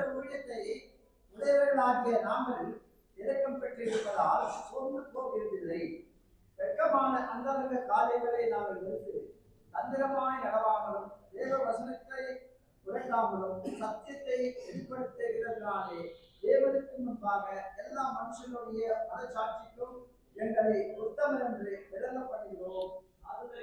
தேவ கருணையை ಸೇವೆಯನ್ನು ಹೊಂದಿದವರಾಗಿ ಧೈರ್ಯಗೆಟ್ಟು ಹಿಂದೆಗೆಯುವುದಿಲ್ಲ. ನಾಚಿಕೆಯನ್ನು ಹುಟ್ಟಿಸುವ ದುಷ್ಟ ಕಾರ್ಯಗಳನ್ನು ನಾವು ಬಿಟ್ಟು ತಂತ್ರದಲ್ಲಿ ನಡೆಯದೆ ದೇವರ ವಾಕ್ಯವನ್ನು ಕೆಡಿಸದೆ ಸತ್ಯವನ್ನು ಪರಿಷ್ಕಾರವಾಗಿ ಬೋಧಿಸುತ್ತಾ ನಾವು ಸಜ್ಜನರೆಂದು ಪ್ರತಿ ಮನುಷ್ಯನ ಮನಸ್ಸು ದೇವರ ಮುಂದೆ ಒಪ್ಪಬೇಕಾದ ರೀತಿಯಲ್ಲಿ ನಡೆಯುತ್ತೇವೆ. இங்க பார்க்கும்போது இந்த ஊழியத்தை பெற்றுக்கொண்டோம் என்று சொல்லி பவுல் சொல்றாரு. ஆதலால் வெட்கமான அந்தரங்க காரியங்களை நாங்கள் வெறுத்து தந்திரமாய் நடவாமல், தேவ வசனத்தை புரட்டாமல், சத்தியத்தை வெளிப்படுத்துகிறதுனாலே தேவனுக்கு முன்பாக எல்லா ಮನುಷ್ಯರುடைய ಮನಸಾಕ್ಷಿಗೆ ಎಂಗಳೇ ಉತ್ತಮರ್ ಎಂದು ವಿಳಂಗ பண்ணுகிறோம். ಇಲ್ಲಿ ಪೌಲನು ದೇವರ ಕರುಣೆಯಿಂದ ಸೇವೆಯನ್ನ ಹೊಂದಿ ನಾಚಿಕೆಯನ್ನು ಹುಟ್ಟಿಸುವ ಗುಪ್ತ ಕಾರ್ಯಗಳನ್ನು ನಾವು ಬಿಟ್ಟು ತಂತ್ರದಲ್ಲಿ ನಡೆಯದೆ ದೇವರ ವಾಕ್ಯವನ್ನು ಕೆಡಿಸದೆ ಸತ್ಯವನ್ನು ಪರಿಷ್ಕರಿಸುವರಾಗಿ ಬೋಧಿಸುತ್ತಾ ನಾವು ಸಜ್ಜನರೆಂದು ಪ್ರತಿ ಮನುಷ್ಯನ ಮನಸ್ಸು ದೇವರ ಮುಂದೆ ಒಪ್ಪಬೇಕಾದ ರೀತಿಯಲ್ಲಿ ನಡೆಯುತ್ತೇವೆ ಎಂಬುದಾಗಿ ಬರೀತಾ ಇದ್ದಾನೆ. ತಂತ್ರವಾಗಿ ನಡೆಯದೆ. பிரியமானவர்களே, எதற்காக சொல்கிறேன் என்றால், பல ஊழியக்காரர்கள் செய்கிற காரியங்களை பார்க்கும்போது கேட்கும்போது மிகவும் கஷ்டமாக இருக்கிறது. ಪ್ರಿಯರೇ, ಯಾಕೆ ಇದನ್ನ ಹೇಳುತ್ತಾ ಇದ್ದೇನೆ ಅಂದ್ರೆ, ಕೆಲವೊಂದು ಸೇವಕರುಗಳು ಮಾಡುವಂತ ಕಾರ್ಯಗಳನ್ನು ನಾನು ಕೇಳಿಸಿಕೊಳ್ಳುವಾಗ ಬಹಳ ನನಗೆ ದುಃಖವಾಗುತ್ತದೆ. சில ஆண்டுகள் முன்னாடி ஆந்திராக்கு போயிருந்தேன், நெல்லூர் டிஸ்ட்ரிக்ட் ಅಲ್ಲಿ ಇರುವಂತ ಆಂಧ್ರ ಸ್ಥಳಕ್ಕೆ ನಾನು ಹೋಗಿದ್ದೆ. அங்க அந்த சபையில முடிஞ்ச உடனே அங்க பின்னாடி விற்பனைக்காக அந்த எண்ணெய் பாட்டில் வச்சிருக்காங்க. ಆ ಹಿಂದುಗಡೆ ಆ ಒಂದು ಕೂಟದಲ್ಲಿ ಮಾರಾಟಕ್ಕಾಗಿ ಎಣ್ಣೆಯ ಒಂದು ಡಬ್ಬಿಯನ್ನು ಅವರು ಇಟ್ಟಿದ್ದಾರೆ. அந்த எண்ணெயில பார்க்கும்போது அது ஜெபம் பண்ண எண்ணெய், ஜெப எண்ணெய், அது அவர்கள் விற்கிறார்கள். ಆ ಪ್ರಾರ್ಥನೆಯ ತೈಲವನ್ನ ಅವರು ಮಾರಾಟ ಮಾಡ್ತಾ ಇದ್ದಾರೆ. ಸರಿ, ಜನರಲಾ ಎಣ್ಣೆ ವಿತ್ತಾ ಪರವಾಗಿಲ್ಲ, ಅವರು ಕೇವಲ ಎಣ್ಣೆಯನ್ನ ಮಾರಿದ್ರೆ ಪರವಾಗಿಲ್ಲ. அந்த எண்ணெயில அவர் போட்டிருக்காரு, உங்களுக்கு தலைவலி வந்தா இந்த தலைவலி எண்ணெயை யூஸ் பண்ணுங்க, வயிறு வலி வந்தா வயிறு வலி எண்ணெயை யூஸ் பண்ணுங்க. அதனால அவர் என்ன பண்ணிட்டாரு, ஒவ்வொரு வியாதிக்கும் ஒரு எண்ணெயை ஜெபம் பண்ணி ಮ್ಯಾನುಫ್ಯಾಕ್ಚರ್ பண்ணி வச்சிருக்காரு. ಅವರು ತಲೆನೋವಿಗೆ ಒಂದು ಎಣ್ಣೆ, ಹೊಟ್ಟೆ ನೋವಿಗೆ ಒಂದು ಎಣ್ಣೆ ಎಂಬುದಾಗಿ ಹೇಳಿ ಅನೇಕ ವಿಧವಾದಂತ ಕಾಯಿಲೆಗಳಿಗೆ ಎಣ್ಣೆಗಳನ್ನ ಸಪರೇಟ್ ಆಗಿ ಅವರು ಮಾಡಿ ಅದನ್ನ ಮಾರಾಟ ಮಾಡ್ತಾ ಇದ್ದಾರೆ. ஊழியக்காரங்க பண்ற அட்டூழியத்தை பார்த்தா ரொம்ப கஷ்டமா இருக்கு. ಸೇವಕರು ಮಾಡುವಂತ ಕೆಲವೊಂದು ಕಾರ್ಯಗಳನ್ನು ನೋಡುವಾಗ ಬಹಳ ದುಃಖವಾಗ್ತದೆ. ஏன் சொல்கிறேன் என்றால், நான் குழந்தையா இருந்ததுல இருந்து நான் ஊழியக்காரங்களோடயே இருக்கிறேன். ನಾನು ಯಾಕೆ ಇದೆಲ್ಲ ಹೇಳ್ತಾ ಇದ್ದೇನೆ ಅಂದ್ರೆ ನಾನು ಚಿಕ್ಕ ವಯಸ್ಸಿನಿಂದಲೇ ದೇವ ಸೇವಕರೊಟ್ಟಿಗೆ ಇದ್ದೇನೆ. என்னுடைய தாத்தா அவர் ஒரு பெரிய ஊழியக்காரரா இருந்தார். ನನ್ನ ತಾತನು ಅವರು ಸಹ ಒಬ್ಬ ದೊಡ್ಡ ಸೇವಕರಾಗಿದ್ರು. 50 ஆண்டுகளிலே பெங்களூர்ல ஒரு சபையை அவர் உண்டு பண்ணினார். ஃபர்ஸ்ட் அசெம்பிளி தமிழ் சர்ச் அவர் இங்க உண்டு பண்ணினார். 50 ವರ್ಷದ ಹಿಂದೆನೆ ಅವರು ಬೆಂಗಳೂರಲ್ಲಿ ತಮಿಳ್ ಅಸೆಂಬ್ಲಿ ಆಫ್ ಗಾಡ್ ನ ಅವರು ಇಲ್ಲಿ ಉಂಟು ಮಾಡಿದ್ರು ಸಭೆಯನ್ನ. ಅದು ಮಾತ್ರವಲ್ಲ, ಚೆನ್ನೈயில MPS சபையில 10 ஆண்டுகள் அவர் தலைமை போதகராக இருந்தார். MPS ಎಂಬ ಸಭೆಯಲ್ಲಿ ಚೆನ್ನೈಯಲ್ಲಿ ಅವರು ಹಿರಿಯ ಸೇವಕರಾಗಿ ಸೇವೆಯನ್ನ ಮಾಡಿದರು. சோ அதுக்கப்புறம் என்னுடைய தகப்பனார் ஊழியக்காரர் இருந்தாரு. அதனால பிறந்து வளர்ந்ததுல இருந்து ஊழியக்காரங்க கூட தான் நான் வாழ்றேன், வளர்றேன் எல்லாமே. ನನ್ನ ತಂದೆಯ ಒಬ್ಬ ಸೇವಕರಾಗಿದೆ. ಅದರಿಂದ ನಾನು ಹುಟ್ಟಿ ಬೆಳೀತಾ ಇರುವುದು ಎಲ್ಲದರಲ್ಲೂ ಸೇವಕರ ಜೊತೆಯಲ್ಲಿ ಇರೋದ್ರಿಂದ ನಾನು ಬೆಳೀತಾ ಇದ್ದೇನೆ. அதனால ஊழியக்காரங்கள் படுகிற பாடுகள், அவர்கள் செல்ற கஷ்டங்கள் எல்லா பாதையும் நான் அறிந்திருக்கிறேன். ಆದ್ದರಿಂದ ಸೇವಕರು ಹೋಗುವ ಪಾಡುಗಳು, ಉಪದ್ರವಗಳು, ಶೋಧನೆಗಳು ಎಲ್ಲವನ್ನೂ ನನಗೆ ಗೊತ್ತಿದೆ. அதே நேரத்துல அவங்க செய்யற தவறுகளையும் நன்றாக அறிந்திருக்கிறேன். ಅದೇ ರೀತಿಯಲ್ಲಿ ಅವರು ಮಾಡುವ ತಪ್ಪುಗಳನ್ನು ಸಹ ನಾನು ತಿಳಿದಿದ್ದೇನೆ. பல ஊழியர்கள் அவர்கள் அந்த அடுத்த லெவலுக்கு போகாம அதே லெவல்ல வாழ்ந்து அதே லெவல்ல மரித்து போகிறதை பார்க்கும்போது மிகவும் கடினமாக இருக்கு. ಅನೇಕ ಸೇವಕರು ಒಂದೇ ಅಂತಸ್ತಿನಲ್ಲಿ ನಿಂತು ಅದೇ ಅಂತಸ್ತಿನಲ್ಲಿ ಸೇವೆ ಮಾಡಿ ಅದರಲ್ಲೇ ಸಾಯುವುದನ್ನ ನೋಡುವಾಗ ನನಗೆ ಬಹಳ ದುಃಖವಾಗ್ತದೆ. அவருடைய ஆரம்ப காலத்தை காட்டிலும் முடிவு காலம் இன்னும் மோசமாக மாறி விடுகிறது. ಅವರ ಆರಂಭಕ್ಕಿಂತ ಅವರ ಅಂತ್ಯವು ಬಹಳ ಮೋಸವಾಗಿ ಮುಕ್ತಾಯವಾಗ್ತಾ ಇದೆ. ஊழியத்திற்கு வரும்போதே அவர்கள் என்ன எனக்கு ஊழியத்துக்கு கிடைக்கும், என்ன ஆதாயம் கிடைக்கும் இந்த நோக்கத்தினாலே அவர்கள் செயல்பட்டு கொண்டிருக்கிறார்கள். ಸೇವೆಗೆ ಬರುವುದಕ್ಕಿಂತ ಮುಂಚೆನೆ ಸೇವೆಯಿಂದ ನನಗೆ ಏನು ಸಿಗ್ತದೆ, ನನಗೆ ಏನು ಆದಾಯ ಸಿಗ್ತದೆ ಎಂಬ ಆಲೋಚನೆ ಇಟ್ಟುಕೊಂಡು ಸೇವೆಯಲ್ಲಿ ಬರುವಂತವರಾಗಿರ್ತಾರೆ. மத்திய பிரதேசல நாங்கள் ஒரு சிறு வேதாகம கல்லூரி மாதிரி ஆரம்பித்தோம். ಮಧ್ಯ ಪ್ರದೇಶದಲ್ಲಿ ಒಂದು ಸತ್ಯವೇದ ಅಧ್ಯಯನ ಪಾಠಶಾಲೆ ನಾವು ಆರಂಭ ಮಾಡಿದೆವು. அப்ப அந்த மாணவர்கள் வந்து சேரும் போதே கேக்குறாங்க, முடிச்சிட்டா எங்களுக்கு என்ன தருவீங்க? ಅವರು ಸೇರಿಕೊಳ್ಳುವಾಗಲೇ ಕೇಳ್ತಾರೆ, ಮುಗಿದ ನಂತರ ನಮಗೇನನ್ನ ಕೊಡ್ತೀರಾ? ஊழியம் வரும்போதே ஊழியம் செய்யறதுனால எனக்கு என்ன கிடைக்கும், இதுதான் நம்மளுடைய ஃபோக்கஸாக இருக்கிறது. ಸೇವೆಯನ್ನ ಮಾಡುವುದಾದರೆ ಸೇವೆಯಿಂದ ನನಗೇನು ಸಿಕ್ಕುತ್ತದೆ ಎಂಬ ಒಂದು ಪ್ರಶ್ನೆಯೊಟ್ಟಿಗೆ ಸೇವೆಯಲ್ಲಿ ಬರ್ತೇವೆ. சில ஊழியக்காரர்கள் நல்ல விதமாக ஆரம்பிக்கிறார்கள். ಕೆಲವೊಬ್ಬ ಸೇವಕರು ಒಳ್ಳೆ ರೀತಿಯಲ್ಲಿ ಆರಂಭ ಮಾಡ್ತಾರೆ. தேவைகள் அதிகமாகும் பொழுது, ಅಗತ್ಯತೆಗಳು ಅಧಿಕವಾಗುವಾಗ ஜெபம் பண்ணி பாக்குறாங்க, ஆண்டவர் தேவைகளை சந்திப்பார்னு. ಪ್ರಾರ್ಥನೆ ಮಾಡಿ ನೋಡ್ತಾರೆ, ದೇವರು ಅವಶ್ಯಕತೆಗಳನ್ನ ಸಂಧಿಸ್ತಾರೆ ಎಂಬುದಾಗಿ. கண்டிப்பாக ஆண்டவர் தேவைகளை சந்திப்பார். ನಿಶ್ಚಯವಾಗಿ ದೇವರ ಅಗತ್ಯತೆಗಳನ್ನ ಸಂಧಿಸ್ತಾನೆ. பவுல் அப்போஸ்தலர் சொல்றாரு பிலிப்பியர் 4ஆம் அதிகாரத்துல, ಅಪೊಸ್ತಲನಾದಂತ ಪೌಲನು ಈ ರೀತಿಯಲ್ಲಿ ಫಿಲಿಪ್ಪದವರಿಗೆ ಹೇಳುತ್ತಾನೆ, 4:19, என் தேவன் தம்முடைய ஐசுவரியத்தின்படி உங்கள் குறைவுகளை எல்லாம் கிறிஸ்து இயேசுவுக்குள் மகிமையிலே நிறைவாக்குவார். ಫಿಲಿಪ್ಪ 4:19 ಹೇಳುತ್ತದೆ, ನಮ್ಮ ದೇವರು ಕ್ರಿಸ್ತ ಯೇಸುವಿನ ಮೂಲಕ ತನ್ನ ಪ್ರಭಾವದ ಐಶ್ವರ್ಯಕ್ಕೆ ತಕ್ಕ ಹಾಗೆ ನಿಮ್ಮ ಪ್ರತಿಯೊಂದು ಕೊರತೆಯನ್ನು ನೀಗಿಸುವನು. இந்த வசனத்தை வச்சு நம்ம ஜெபிக்கிறோம். ಈ ವಾಕ್ಯವನ್ನ ಹಿಡಿದು ಪ್ರಾರ್ಥನೆ ಮಾಡುತ್ತೇವೆ. God shall supply all my need. ಓ ದೇವರು ಎಲ್ಲ ಕಾರ್ಯವನ್ನು ನನಗೆ ಒದಗಿಸಿಕೊಡುತ್ತಾನೆ. ஆனா எல்லா நேரத்திலும் எல்லாம் சப்ளை ஆயிடுதா உடனே ஜெபம் பண்ண உடனே? ನಾವು ಪ್ರಾರ್ಥನೆ ಮಾಡಿದ ತಕ್ಷಣ ಎಲ್ಲ ಅವಶ್ಯಕತೆಗಳು ಅಗತ್ಯತೆಗಳು ಎಲ್ಲವೂ ಸಂಧಿಸಲ್ಪಡ್ಬಿಡ್ತದಾ? அதே பவுல் அப்போஸ்தலர் 2 கொரிந்தியர் 11ஆம் அதிகாரம் 23ஆம் வசனத்தை சொல்றாரு, ಅದೇ ಪೌಲನು 2 ಕೊರಿಂಥ 11ನೇ ಅಧ್ಯಾಯದ 27ನೇ ವಾಕ್ಯದಲ್ಲಿ ಹೇಳ್ತಾನೆ, பிரயாசத்திலும் வருத்தத்திலும் அநேக முறை கண் விழிப்புகளிலும் பசியிலும் தாகத்திலும் அநேக முறை உபவாசங்களிலும் குளிரிலும் நிர்வாணத்திலும் இருந்தேன் என்று.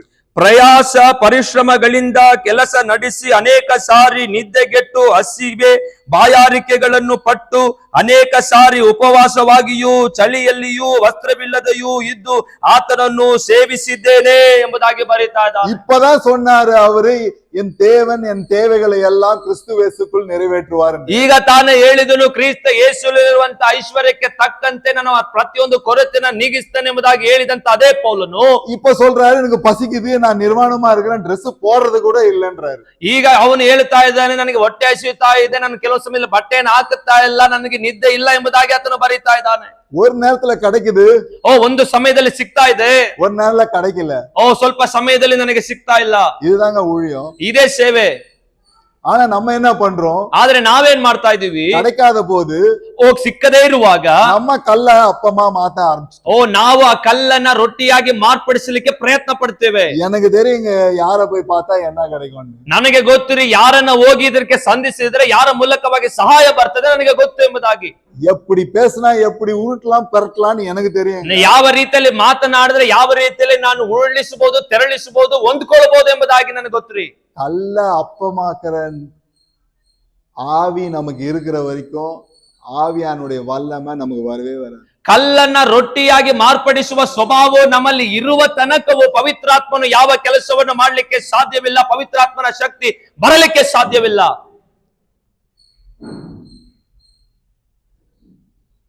அது ஒரு சாபம், ஆண்டவர் விடுற சாபம் நம்ம வாழ்க்கையில. என்ன தெரியுமா? வாழ்க்கை ஃபுல்லா நீ கல்ல அப்பமா மாத்திக்கோன்னு சொல்லி விட்டுறாரு. ಅದು ದೇವರು ನಮ್ಮನ್ನ ನೋಡಿ ಇಡುವಂತ ಒಂದು ಶಾಪವಾಗಿರ್ತದೆ. ಏನಂದ್ರೆ ಜೀವಿತ ಕಾಲವೆಲ್ಲ ನೀನು ಕಲ್ಲನ್ನ ರೊಟ್ಟಿಯಾಗಿ ನೀನೇ ಪ್ರಯಾಸ ಪಟ್ಟು ಮಾಡಿಕೋ ಎಂಬುದಾಗಿ. எப்பொழுது நாம் கல்லை அப்பமா ஆக்குவதை நிறுத்துகிறோமோ, ಯಾವಾಗ ನಾವು ಕಲ್ಲನ್ನ ರೊಟ್ಟಿಯಾಗಿ ಮಾರ್ಪಡಿಸುವುದನ್ನು ನಿಲ್ಲಿಸುತ್ತೇವೋ, ஆண்டவரே நீங்க என் தேவைகளை சந்திங்க, அப்படி நீங்க சந்திக்கலைன்னா அந்த தேவை சந்திக்கவே வர தேவையில்லைன்னு அந்த ஒரு நிலைமைக்கு நாம் வர வேண்டும். ದೇವರೇ ನೀನು ಈ ಅವಶ್ಯಕತೆಗಳನ್ನು ಸಂಧಿಸು. ಒಂದು ವೇಳೆ ಸಂಧಿಸದೆ ಹೋದರೆ ಪರವಾಗಿಲ್ಲ, ಈ ಅವಶ್ಯಕತೆಗಳು ಎಂದಿಗೂ ಸಂಧಿಸಲ್ಪಡುವುದೇ ಬೇಡ ಎಂಬುದಾಗಿ ನಾವು ಬಿಟ್ಟು ಬಿಡಬೇಕು. பல நேரங்கள் ஊழியக்காரர்களாய் இருக்கிற நாம், ஆண்டவர் நமக்கு ஒரு அழைப்பை வைத்திருக்கிறார், ஆண்டவர் நமக்கு ஒரு திட்டத்தை வைத்திருக்கார். ஆனா அதை நம்ம பெருசுப்படுத்துறது கிடையாது. நம்ம என்ன பண்றோம்? பக்கத்து பாஸ்டரை பாக்குறோம், இங்க இருக்கிற பாஸ்டரை பாக்குறோம், அவரை போல மாறணும்னு பிரயாசப்பட்டு கொண்டு இருக்கிறோம். ದೇವರು ನಮ್ಮನ್ನು ಇಟ್ಟು ಒಂದು ಯೋಜನೆಯನ್ನ, ಚಿತ್ತವನ್ನ ಇಟ್ಟಿದ್ದಾನೆ. ಅದನ್ನ ನೋಡಿ ನಾವು ಓಡೋದಿಲ್ಲ. ಆದ್ರೆ ಪಕ್ಕದಲ್ಲಿರುವಂತ ಸೇವಕನು ಬೆಳೀತಾ ಇದ್ದಾನೆ, ಅವನು ಮಾರ್ಪಡ್ತಾ ಇದ್ದಾನೆ, ಅವರ ರೀತಿಯಲ್ಲಿ ಆಗ್ಬೇಕು, ಇವನ ರೀತಿಯಲ್ಲಿ ಆಗ್ಬೇಕು ಎಂಬುದಾಗಿ ನಾವು ಪ್ರಯತ್ನ ಪಡ್ತಾ ಇದ್ದೇವೆ. சோ ஆண்டவருடைய சித்தத்தை நம்ம மேன்மை பாராட்டல, அதுக்கு முக்கியத்துவம் கொடுக்கல. நம்ம சித்தத்தை நிறைவேற்றுவதற்கு தான் நாம் பிரயாசப்பட்டு கொண்டிருக்கிறோம். ದೇವರ ಚಿತ್ತವನ್ನ ನೆರವೇರಿಸಲಿಕ್ಕೆ ನಾವು ಪ್ರಯತ್ನ ಪಡ್ತಾ ಇಲ್ಲ, ಪ್ರಯಾಸ ಪಡ್ತಾ ಇಲ್ಲ. ಆದರೆ ಪಕ್ಕದಲ್ಲಿ ಇರುವಂತ ಒಬ್ಬ ವ್ಯಕ್ತಿಯಾಗಿ ನಾನು ಮಾರ್ಪಡಬೇಕೆಂಬುದಕ್ಕೋಸ್ಕರ ಪ್ರಯತ್ನ ಪಟ್ಟು ಪ್ರಯಾಸ ಪಡ್ತಾ ಇದ್ದೇವೆ. அப்போ உள் மனசாட்சி சொல்லுது நீ ஆண்டவருடைய சித்தத்தை செய்யல, இது உன் இஷ்டத்தை செய்யறேன்னு சொல்றதுனால நம்ம ஆண்டவரை சார்ந்து ஜீவிக்காம நம்முடைய பிரயாசத்தை சார்ந்து ஜீவிப்பதை நம்ம பழக்கமாக்கி கொண்டு, ಒಳಗಿರುವಂತ ಮನುಷ್ಯನು, ನಮ್ಮ ಅಂತರಾತ್ಮ ಹೇಳುತ್ತದೆ ಇದು ದೇವರ ಚಿತ್ತವಲ್ಲ, ಇದು ದೇವರಿಗೆ ಇಷ್ಟ ಇಲ್ಲ ಎಂಬುದಾಗಿ ಹೇಳುವಾಗ ನಾವು ದೇವರನ್ನ ಬಿಟ್ಟು ಸತತವಾಗಿ ನಮ್ಮ ಪ್ರಯಾಸ, ನಮ್ಮ ಪ್ರಯತ್ನದಲ್ಲೇ ನಾವು ಜೀವಿಸುವವರಾಗಿರ್ತೇವೆ. நான் சொல்றது கரெக்டா இல்லையா? ನಾನು ಹೇಳುವುದು ಸರಿನಾ ಇಲ್ವಾ? சோ முதலாவது நம்முடைய பிரச்சனை நம்ம வாழ்க்கையில எங்க இருக்குன்னு கண்டுபிடிச்சாதான் நாம் அதுக்கு ஒரு தீர்வை நம்ம உண்டு பண்ண முடியும். ನಮ್ಮ ಸಮಸ್ಯೆ ಎಲ್ಲಿದೆ ಎಂಬುದಾಗಿ ನಮ್ಮ ಜೀವಿತದಲ್ಲಿ ಕಂಡುಕೊಳ್ಳುವಾಗ ಮಾತ್ರವೇ ಅದಕ್ಕಿರುವಂತ ಕಾರ್ಯಗಳನ್ನು ನಾವು ಯೋಚನೆ ಮಾಡಬಹುದು. சோ முதலாவது நம்ம ஆண்டவருடைய சித்தத்தை செய்கிறோமா என்பதை நாம் அறிய வேண்டும். ನಾನು ದೇವರ ಚಿತ್ತವನ್ನ ಮಾಡುತ್ತಾ ಇದ್ದೇನೆ ಎಂಬ ಒಂದು ಯೋಚನೆ ನಮ್ಮ ಒಳಗಡೆ ಮೊದಲು ಬರಬೇಕು. எப்பொழுது நமக்கு 100க்கு 100 தெரியுமோ நான் ஆண்டவருடைய சித்தத்தின் மைய பகுதியில் அவர் எதற்காக அழைச்சாரோ அதை மாத்திரம் செய்யறேன்னு தெரியும் போது ஆட்டோமேட்டிக்காக நாம் அவரை சார்ந்து ஜீவிக்க நாம் கற்றுக்கொள்வோம். 100ಕ್ಕೆ 100 ದೇವರ ಚಿತ್ತದಲ್ಲೇ ನಾನು ಇದ್ದೇನೆ ಎಂಬುದಾಗಿ ಯಾವಾಗ ನಮಗೆ ಗೊತ್ತಾಗುತ್ತದೋ ಆವಾಗಲೇ ನಾವು 100ಕ್ಕೆ 100ರಷ್ಟು ದೇವರನ್ನೇ ಆತುಕೊಂಡು ನಾವು ಜೀವಿಸುವವರಾಗಿರ್ತೇವೆ.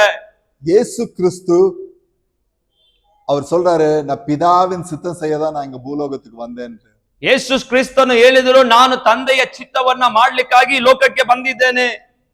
பிதாவின் சித்தம் செய்வதே எனக்கு போஜனம் என்று சொல்கிறார். ಆತನು ಹೇಳುತ್ತಾನೆ, ತಂದೆಯ ಚಿತ್ತವನ್ನ ಮಾಡುವುದೇ ನನ್ನ ಆಹಾರ ಎಂಬುದಾಗಿ. ஒரு ஆகாரம் எவ்வளவு ஒரு முக்கியமான காரியம் ஒரு மனுஷனுக்கு வாழ்வதற்கு. ಆಹಾರ ಎನ್ನುವಂಥದ್ದು ಒಬ್ಬ ಮನುಷ್ಯನಿಗೆ ಎಷ್ಟು ಪ್ರಮುಖವಾದಂತ ವಿಷಯ. முக்கியமா இல்லையா? ಮುಖ್ಯವಾ ಇಲ್ವಾ?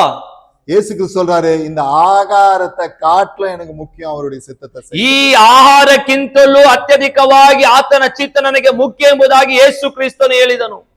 ஹல்லேலூயா, ஹல்லேலூயா. எனக்கு பிடிச்ச வசனம், நான் எல்லா பிரசங்கத்திலையும் சொல்ற ஒரு வசனம் சொல்றேன். யோவான் சுவிசேஷம் 5ஆம் அதிகாரம் 19ஆம் வசனம். ಎಲ್ಲಾ ಪ್ರಸಂಗದಲ್ಲಿಯೂ ನಾನು ಹೇಳುವಂತ ನನಗೆ ಬಹಳ ಮೆಚ್ಚುಗೆಯಾಗಿರುವಂತ ದೇವರ ವಾಕ್ಯ ಯೋಹಾನ ಬರೆದ ಸುವಾರ್ತೆ 5ನೇ ಅಧ್ಯಾಯ 19ನೇ ವಾಕ್ಯ. இயேசு கிறிஸ்து சொல்றாரு, பிதா செய்கிறதை குமாரன் காண்கிறது எதுவோ அதை அன்றி வேறு ஒன்றையும் தாமாக செய்ய மாட்டார். ಯೇಸು ಕ್ರಿಸ್ತನು ಹೇಳುತ್ತಾ ಇದ್ದಾನೆ, ತಂದೆಯಿಂದ ನೋಡಿದನ್ನೇ ಮಗನು ಮಾಡುತ್ತಾ ಇದ್ದಾನೆ ಹೊರತು ತನ್ನಷ್ಟಕ್ಕೆ ತಾನೇ ಯಾವುದನ್ನು ಮಾಡುವುದಿಲ್ಲ.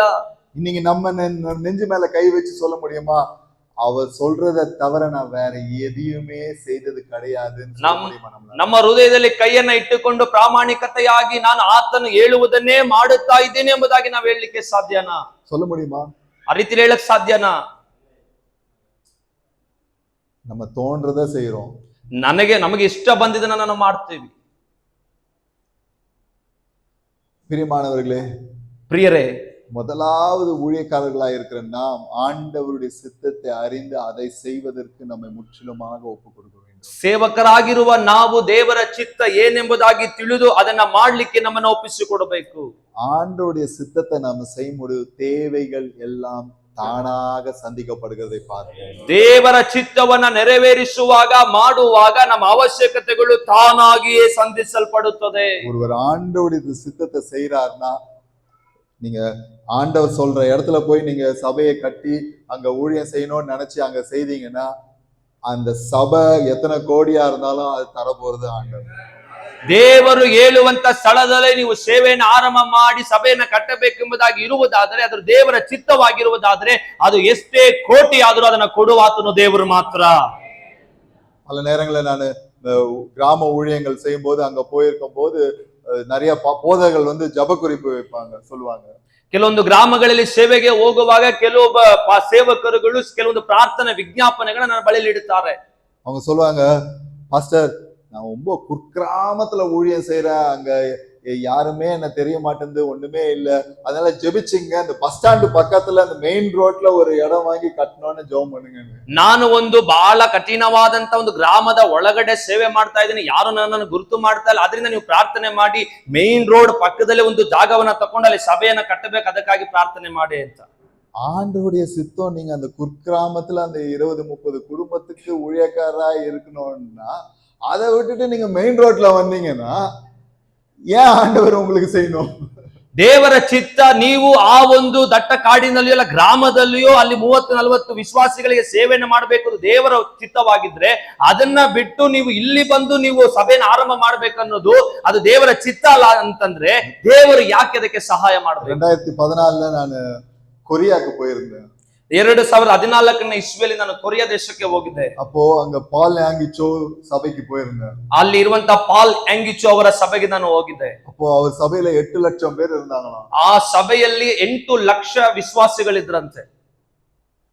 அப்போ பால் ಯಾಂಗಿಚோ ರಿಟೈರ್ ಆಯ್ತಾರೆ, வேற ஒரு பாஸ்டர் போட்டாங்க அங்க. ಅಲ್ಲಿ ಪಾಲ್ ಯಾಂಗಿಚೋ ಅವರು ನಿರ್ಗತಿ ಆದ್ರು, ಅದ ನಂತರವಾಗಿ ಅವರಿಗೆ ಬದಲಾಗಿ ಇನ್ನೊಬ್ಬ ಸೇವಕನಲ್ಲಿ. அப்போ பால் ಯಾಂಗಿಚோவுடைய ஜெபம் என்னன்னா, ஆண்டவரே நான் 10 லட்சம் விசுவாசியை பார்க்கிற வரைக்கும் எனக்கு ஜீவனை கொடுங்கன்னு ஜெபம் பண்ணாராம். ಆವಾಗ ಪಾಲ್ ಯಾಂಗಿಚೋ ಅವರ ಪ್ರಾರ್ಥನೆ ಇದಾಗಿತ್ತು, ದೇವರೇ 10 ಲಕ್ಷ ವಿಶ್ವಾಸಿಗಳನ್ನು ನೋಡುವ ತನಕ ನಾನು ಜೀವಂತವಾಗಿ ಇರಬೇಕು ಎಂಬುದಾಗಿ ಪ್ರಾರ್ಥನೆ ಮಾಡಿ. அத பார்த்து எனக்கு ஒரு ஆசை வந்துச்சு. ಅದನ್ನ ನೋಡಿದಂತ ನನಗೆ ಒಂದು ಆಸೆ ಬಂದ್ಬಿಡ್ತು. ஆண்டவரே எனக்கு 10 லட்சம் எல்லாம் வேணாம், ஆண்டவரே ஒரு 10,000 விசுவாசி இருக்க மாதிரி ஒரு சபை தாங்கன்னு ஜெபம் பண்ணாங்க. ಒಂದು ವೇಳೆ 10 ಲಕ್ಷ ನನಗೆ ಬೇಕಾಗಿಲ್ಲ ದೇವರು, ಒಂದು 10,000 ಇರುವಂತ ಒಂದು ಸಭೆಯನ್ನ ವಿಶ್ವಾಸಿಗಳು ನನಗೆ ಕೊಡು ದೇವರೇ. அப்போ ஆவியானவர் எனக்கு உணர்த்தினாரு. ಆಗ ಪವಿತ್ರಾತ್ಮ ನನ್ನ ಒಳಗಡೆ ಆತನು ಈ ರೀತಿಯಲ್ಲಿ ಮಾತನಾಡಿದ, ஒருவேளை உன் அழைப்பு 10 விசுவாசிகளுக்கு இருந்தா, ಒಂದು ವೇಳೆ ನಿನ್ನ ಕರೆಯುವಿಕೆಯು ಕೇವಲ 10 ಜನ ವಿಶ್ವಾಸಿಗಳಿಗೆ ಇರುವುದಾದರೆ, ಅದ ನೀ ஒழுங்கா செய்தீனா, ನೀನು ಅದನ್ನ ಪ್ರಾಮಾಣಿಕನಾಗಿ ಮಾಡುವುದಾದರೆ, பரலோகத்துக்கு வரும்போது ಪರಲೋಕಕ್ಕೆ ನೀನು ಬರುವಾಗ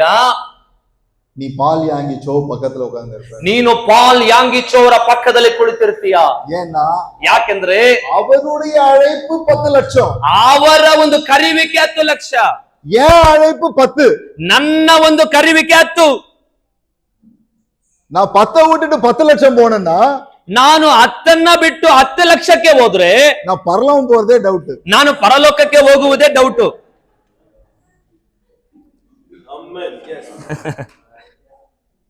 சோ ஆண்டவர் ஒவ்வொருவருக்கும் ஒவ்வொரு அழைப்பை வைத்திருக்கார், திட்டத்தை வைத்திருக்கிறார். ದೇವರು ಪ್ರತಿಯೊಬ್ಬರಿಗೂ ಪ್ರತಿಯೊಂದು ಯೋಜನೆಗಳನ್ನು ಆತನ ಕಾರ್ಯಗಳನ್ನ ದೇವರು ಈಗಾಗಲೇ ನಿಗದಿ ಮಾಡಿ ಇಟ್ಟಿದ್ದಾನೆ. அதை மாத்திரம் செய்தா போதும். ಅದನ್ನು ಮಾತ್ರ ಮಾಡಿದರೆ ಸಾಕು. நீங்க பெருசா சாதிக்க வேண்டாம். ನೀನು ದೊಡ್ಡದಾಗಿ ಏನೋ ಸಾಧನೆ ಮಾಡ್ಬೇಕನ್ನೋ ಅವಶ್ಯಕತೆ ಇಲ್ಲ. ஏன் தெரியுமா? ஏன் நம்ம சாதிக்க துடிக்கிறோம் தெரியுமா? ಯಾಕೆ ನಾವು ಸಾಧನೆ ಮಾಡ್ಲಿಕ್ಕೆ ನಾವು ಪ್ರಯಾಸ ಪಡ್ತಾ ಇದ್ದೇವೆ ಗೊತ್ತಾ? அப்போதான் நம்ம பெரிய ஆளாகும். ಅವು ಆಗಲೇ ನಾನು ದೊಡ್ಡ ವ್ಯಕ್ತಿ ಆಗಕ್ ಸಾಧ್ಯ. நம்ம ஆண்டவரை பெரிய ஆகணும்னு முக்கியம் இல்ல நமக்கு. ನಮಗೆ ದೇವರನ್ನ ದೊಡ್ಡ ವ್ಯಕ್ತಿಯಾಗಿ ತೋರಿಸಬೇಕೆಂಬ ಒಂದು ಅಭಿಪ್ರಾಯ ಇಲ್ಲ. அங்க குர்கிராமத்துல 10 பேருக்கு இருந்தா என்ன யாருன்னே தெரியல. பஸ் ஸ்டாண்ட் பக்கத்துல வந்தனா நான் யாருன்னு எனக்கு தெரியும். ಆ ಒಂದು ಗ್ರಾಮದಲ್ಲಿ ಒಳಗಡೆ ಇದ್ರೆ ಯಾರು ನನ್ನನ್ನ ಗುರುತು ಮಾಡೋದಿಲ್ಲ. ಆದರೆ ನಾನು ಮೇನ್ ರೋಡ್ಗೆ ಬಂದು ಸಭೆಯನ್ನ ಸ್ಥಾಪಿಸಿದ್ರೆ ನಾನು ಎಲ್ಲರಿಗೂ ಪರಿಚಯ ಆಗುತ್ತೇನೆ. அப்ப புரியுதா? ஆண்டவருடைய நோக்கத்தை குறிச்சு நமக்கு கவலை இல்ல. ನಿಮಗೆ ಗೊತ್ತಾಗ್ತಾ ಇದೆಯಾ? ದೇವರ ಚಿತ್ತದ ಬಲಗೆ ನಮಗೆ ಯೋಚನೆಗಳಿಲ್ಲ. சோ முதலாவது நாம் செய்ய வேண்டியது ஆண்டவருடைய சித்தத்தை அறிந்து அதை நிறைவேற்றுவதற்கு பிரயாசப்பட வேண்டும். ಮೊದಲನೇದಾಗಿ ದೇವರ ಚಿತ್ತ ಏನೆಂಬುದಾಗಿ ತಿಳಿದುಕೊಂಡು ಅದನ್ನ ನೆರವೇರಿಸಲಿಕ್ಕಾಗಿ ನಾವು ಪ್ರಯತ್ನ ಪಡಬೇಕು. கடந்த ஆண்டு நானும் என் மனைவியும் ஜெர்மன் தேசத்துல ஊழியம் செய்துட்டு இருக்கும்பொழுது ಕಳೆದ ವರ್ಷದಲ್ಲಿ ನಾನು ನನ್ನ ಧರ್ಮ ಪತ್ನಿಯು ಜರ್ಮನ್ ದೇಶದಲ್ಲಿ ಸೇವೆಯನ್ನ ಮಾಡುತ್ತಾ ಇದ್ದಾಗ அப்போ அங்க ஒரு ஒரு ஒரு பெண்ணுக்கு பிசாசு பிடிச்சிருந்தது. ಒಂದು ಮಗಳಿಗೆ ದೆವ್ವ ಹಿಡಿದಿತ್ತು. நாங்கள் அந்த பொண்ணு வந்து வேற ஒரு ஊர் லக்சம்பர்க்ன்ற ஊர்ல இருந்து அங்க ஜெர்மனிக்கு எதுவோ வந்தாங்க. அப்ப அந்த பிசாசு பிடினால எங்க இடத்துல வந்தாங்க ஜெபிப்பதற்காக. ಲಕ್ಸರ್ ಎಂಬ ಒಂದು ಪ್ರದೇಶದಿಂದ ಜರ್ಮನಿಗೆ ಬಂದಿದ್ರು. ಬಂದಾಗ ಅಲ್ಲಿ ದೆವ್ವ ಹಿಡಿದಂತ ಕಾರ್ಯಗಳು ಎಲ್ಲ ನಮ್ಗೆ ಗೊತ್ತಾಯ್ತು. அப்பொழுது நாங்கள் ஜெபித்தோம். அந்த ஸ்திரீ விடுதலையாக்கப்பட்டாள். ನಾವು ಎಲ್ಲರೂ ಪ್ರಾರ್ಥನೆ ಮಾಡಿದ್ದೆವು. ಆ ಒಂದು ಮಗಳು ಗುಣವಾದಳು. அதுக்கப்புறம் நான் இந்தியாவுக்கு வந்துட்டோம். ಅದಾದ ನಂತರವಾಗಿ ನಾವು ಭಾರತ ದೇಶಕ್ಕೆ ಹಿಂತಿರುಗಿ ಬಂದ್ಬಿಟ್ವು. போன மாசம் நான் அங்க இருக்கும்பொழுது அந்த போதகரை பார்த்து நான் கேட்டேன், அந்த ஸ்திரீ ஒருத்தங்க வந்தாங்களே அவங்க உண்மையிலே விடுதலை ஆக்கப்பட்டாங்களா, என்ன ஆச்சு அவங்க நிலைமை அப்படின்னு கேட்டேன். ಅಲ್ಲಿರುವಂತ ಸೇವಕರಿಗೆ ನಾನು ಫೋನ್ ಮಾಡಿ ಕೇಳಿದೆ, ಅವತ್ತು ಬಿಡುಗಡೆಯಾಗಿ ಹೋದಂತ ವ್ಯಕ್ತಿ ಪರಿಪೂರ್ಣವಾಗಿ ಬಿಡುಗಡೆ ಆಗಿದ್ದಾರೆ, ಅವರ ಪರಿಸ್ಥಿತಿ ಈಗ ಹೇಗಿದೆ ಎಂಬುದಾಗಿ ನಾನು ವಿಚಾರಿಸಿದೆ. போன்ல கேட்கல, அந்த பாஸ்டர் கிட்ட நேரடியா கேட்டேன். ಅವರ ಸೇವಕರ ಹತ್ರ ನಾನು ಮುಖಾಮುಖಿಯಾಗಿ ಕೇಳಿದೆ. அப்போ அவர் சொன்னாரு, உண்மையிலேயே ஆண்டவர் அவங்க அந்த ஸ்திரீக்கு விடுதலை கொடுத்தாங்க. அவங்க சுகமாக்கி, அவங்க சுகமானது மாத்திரம் இல்ல, அவங்க போய் இன்னொரு பிசாக பிடிச்ச ஒரு ஸ்திரீக்கு ஜெபம் பண்ணி அவங்களும் விடுதலை ஆயிட்டாங்க. ಅವರು ಕೇವಲ ಸ್ವಸ್ಥ ಮಾತ್ರ ಬಿಡುಗಡೆ ಹೊಂದಿದ್ದು ಮಾತ್ರ ಅಲ್ಲ, ಅವರು ಹೊಂದಿಕೊಂಡು ಹೋಗಿ ಇನ್ನೊಬ್ರು ದೆವ್ವ ಹಿಡಿದವರಿಗೆ ಇವರು ಹೋಗಿ ಪ್ರಾರ್ಥನೆ ಮಾಡಿ ಅಲ್ಲಿ ಒಂದು ಬಿಡುಗಡೆ ಉಂಟಾಗಿದೆ. அப்ப எனக்கு ஒரு ஆசை வந்துச்சு. ಆಗ ನನಗೊಂದು ಆಸೆ ಬಂತು. பாஸ்டர், அந்த பொண்ணுடைய போன் நம்பர் கொடுக்குறீங்களா, அவங்க கிட்ட நான் பேசணும்னு தோணுச்சு, எனக்கு கேட்கணும்ட்டு. ಅವರ ಹತ್ರ ನನ್ಗೊಂದು ಆಸೆ ಬಂತು. ಏನಂದ್ರೆ, ನೀವು ಅವರ ಫೋನ್ ನಂಬರ್, ಆ ಹುಡುಗಿಯ ಫೋನ್ ನಂಬರ್ ಕೊಡ್ತೀರಾ, ನಾನು ಅವರೊಟ್ಟಿಗೆ ಮಾತನಾಡಬೇಕೆಂಬ ಒಂದು ಆಸೆ ನನಗೆ ಬಂತು. ஏன்னா நாங்க ஜெபம் பண்ணி அவங்க விடுதலை ஆயிருக்காங்க. ಯಾಕಂದ್ರೆ ನಾವು ಪ್ರಾರ್ಥನೆ ಮಾಡಿ ಅವರು ಬಿಡುಗಡೆಯನ್ನು ಹೊಂದಿದ್ದಾರೆ. அப்ப ஆவியானவர் என்கிட்ட பேசுறது என்னன்னா, ಆದ್ರೆ ಪವಿತ್ರಾತ್ಮ ನನ್ನ ಬಳಿಯಲ್ಲಿ ನಮ್ಮ ಒಳಗಡೆ ಮಾತನಾಡಿದೇನೆಂದ್ರೆ, அவங்களோட நீ ஏன் கான்டாக்ட் வச்சுக்கணும், ಅವರೊಟ್ಟಿಗೆ ನೀನ್ ಯಾಕೆ ಸಂಪರ್ಕವನ್ನು ಇಟ್ಕೊಳ್ಬೇಕು, உன் வேலையை நீ செய்து முடிச்சிட்ட, ನಿನ್ನ ಕೆಲಸವನ್ನೇ ನೀನು ಮಾಡಿ ಮುಗಿಸ್ಬಿಟ್ಟೆ, உன் வேலை முடிஞ்சிச்சு, நீ எஸ்கேப் ஆயிடு, கலந்துடு, இனிமேல்ட்டு நீ அவங்களோட வச்சுக்காத. ನಿನ್ನ ಕೆಲಸ ಮುಕ್ತಾಯವಾಯಿತು, ನೀನು ತಪ್ಪಿಸಿಕೋ, ನಿನ್ನ ಕೆಲಸವನ್ನ ನೀನ್ ಮಾಡು ಎಂಬುದಾಗಿ. நம்ம மாமிசம் என்ன தோணுதுன்னா, அவங்களோட நம்ம பேசி அவங்க கூட ஃப்ரெண்ட்ஷிப் வச்சுக்கிட்டு ஒருவேளை அவங்க தேசத்துல போய் ஊழியம் என்னடமோ எல்லாம் தோணுது. ನಮ್ಮ ಮಾಂಸಿಕವಾದಂತ ಯೋಚನೆಗಳು, ಜ್ಞಾನವು ಹೇಳುತ್ತದೆ, ಅವರ ಜೊತೆಲಿ ಸಂಪರ್ಕದಲ್ಲಿ ಇದ್ರೆ ಅವ್ರ ಜೊತೆ ಹೋಗಿ ಅವಾಗ ಸೇವೆ ಮಾಡಬಹುದು, ಅನೇಕ ಕಾರ್ಯಗಳನ್ನ ಹೊಂದಿಕೊಳ್ಳಬಹುದು ಎಂಬುದಾಗಿ ಮಾಂಸವು ಮಾತನಾಡ್ತದೆ. ஆனால் ஆவியானவருக்கு நான் கீழ்ப்படிய விரும்பினால் அந்த பாஸ்டர்ல அந்த போன் நம்பரையும் நான் கேட்கல, அவங்க கூட தொடர்பும் வைத்துக் கொள்ளவில்லை. தற்செயலாக போனோம், வந்தாங்க, ஜெபம் பண்ணோம், எங்க காரியம் முடிஞ்சிருச்சு, நாங்க கிளம்பி வந்தோம். ನಾನು ಪವಿತ್ರಾತ್ಮನಿಗೆ ವಿಧೇಯನಾಗುವಂತ ಕಾರಣವಾಗಿ ನಾನು ಆ ಸೇವಕರ ಹತ್ರ ಅವರ ದೂರವಾಣಿಯನ್ನು ಕೊಡ್ರಿ ಎಂಬುದಾಗಿ ನಾನು ಕೇಳಿಲ್ಲ. ಯಾಕಂದ್ರೆ ನಾವು ಯಥಾರ್ಥವಾಗಿ ಹೋದೆವು, ಯಥಾರ್ಥವಾಗಿ ಅಲ್ಲಿ ಬಿಡುಗಡೆ ಆಯ್ತು, ದೇವರು ಈ ಕಾರ್ಯಗಳನ್ನ ಮಾಡಿದರು. ஆண்டவர் ஒரு அஜெண்டா வச்சிருக்காரு, ದೇವರು ಒಂದು ಉದ್ದೇಶವನ್ನ ಇಟ್ಟಿದ್ದಾನೆ, நம்ம ஒரு அஜெண்டா வச்சிருக்கோம், ನಾವು ಒಂದು ಉದ್ದೇಶವನ್ನ ಇಟ್ಟಿದ್ದೇವೆ.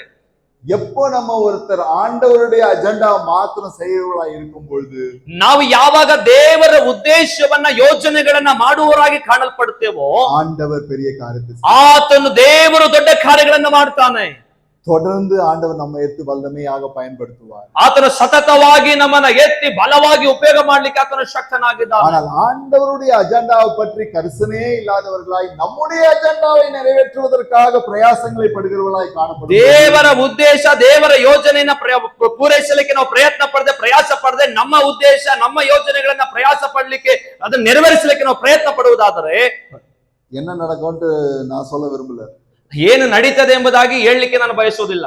பைபிள் ஒரு வசனம் இருக்கு, மத்தேயு 7ஆம் அதிகாரம் ಸತ್ಯವೇದದಲ್ಲಿ ದೇವರ ವಾಕ್ಯದಲ್ಲಿ ಮತ್ತಾಯನ ಬರೆದ ಸುವಾರ್ತೆ 7ನೇ ಅಧ್ಯಾಯದಲ್ಲಿ ಈ ರೀತಿ ಹೇಳ್ತದೆ. 20ஆம் வசனம் வாசிங்க.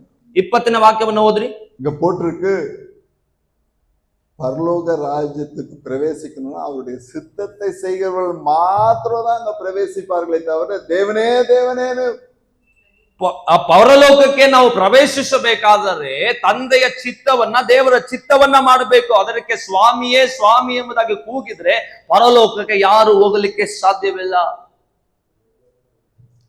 நம்ம இந்த உலகத்துல நல்லா ஊழியம் செய்திருக்கலாம், ಒಂದು ವೇಳೆ ಈ ಲೋಕದಲ್ಲಿ ನಾವು ಬಹಳ ಸುಂದರವಾದ ಸೇವೆಯನ್ನ ಮಾಡಿರಬಹುದು, ஆனா ஆண்டவர் சித்தம் இல்லாம கூட நம்மளால செய்ய முடியும். ದೇವರ ಚಿತ್ತವಿಲ್ಲದೆ ಸಹ ನಾವು ಅದನ್ನ ಮಾಡ್ಲಿಕ್ಕೆ ಸಾಧ್ಯ. 23ஆம் வசனம் வாசிங்க. 23ನೇ ವಾಕ್ಯವನ್ನ ಓದ್ರಿ. 22 23 வாசிங்க. 22 23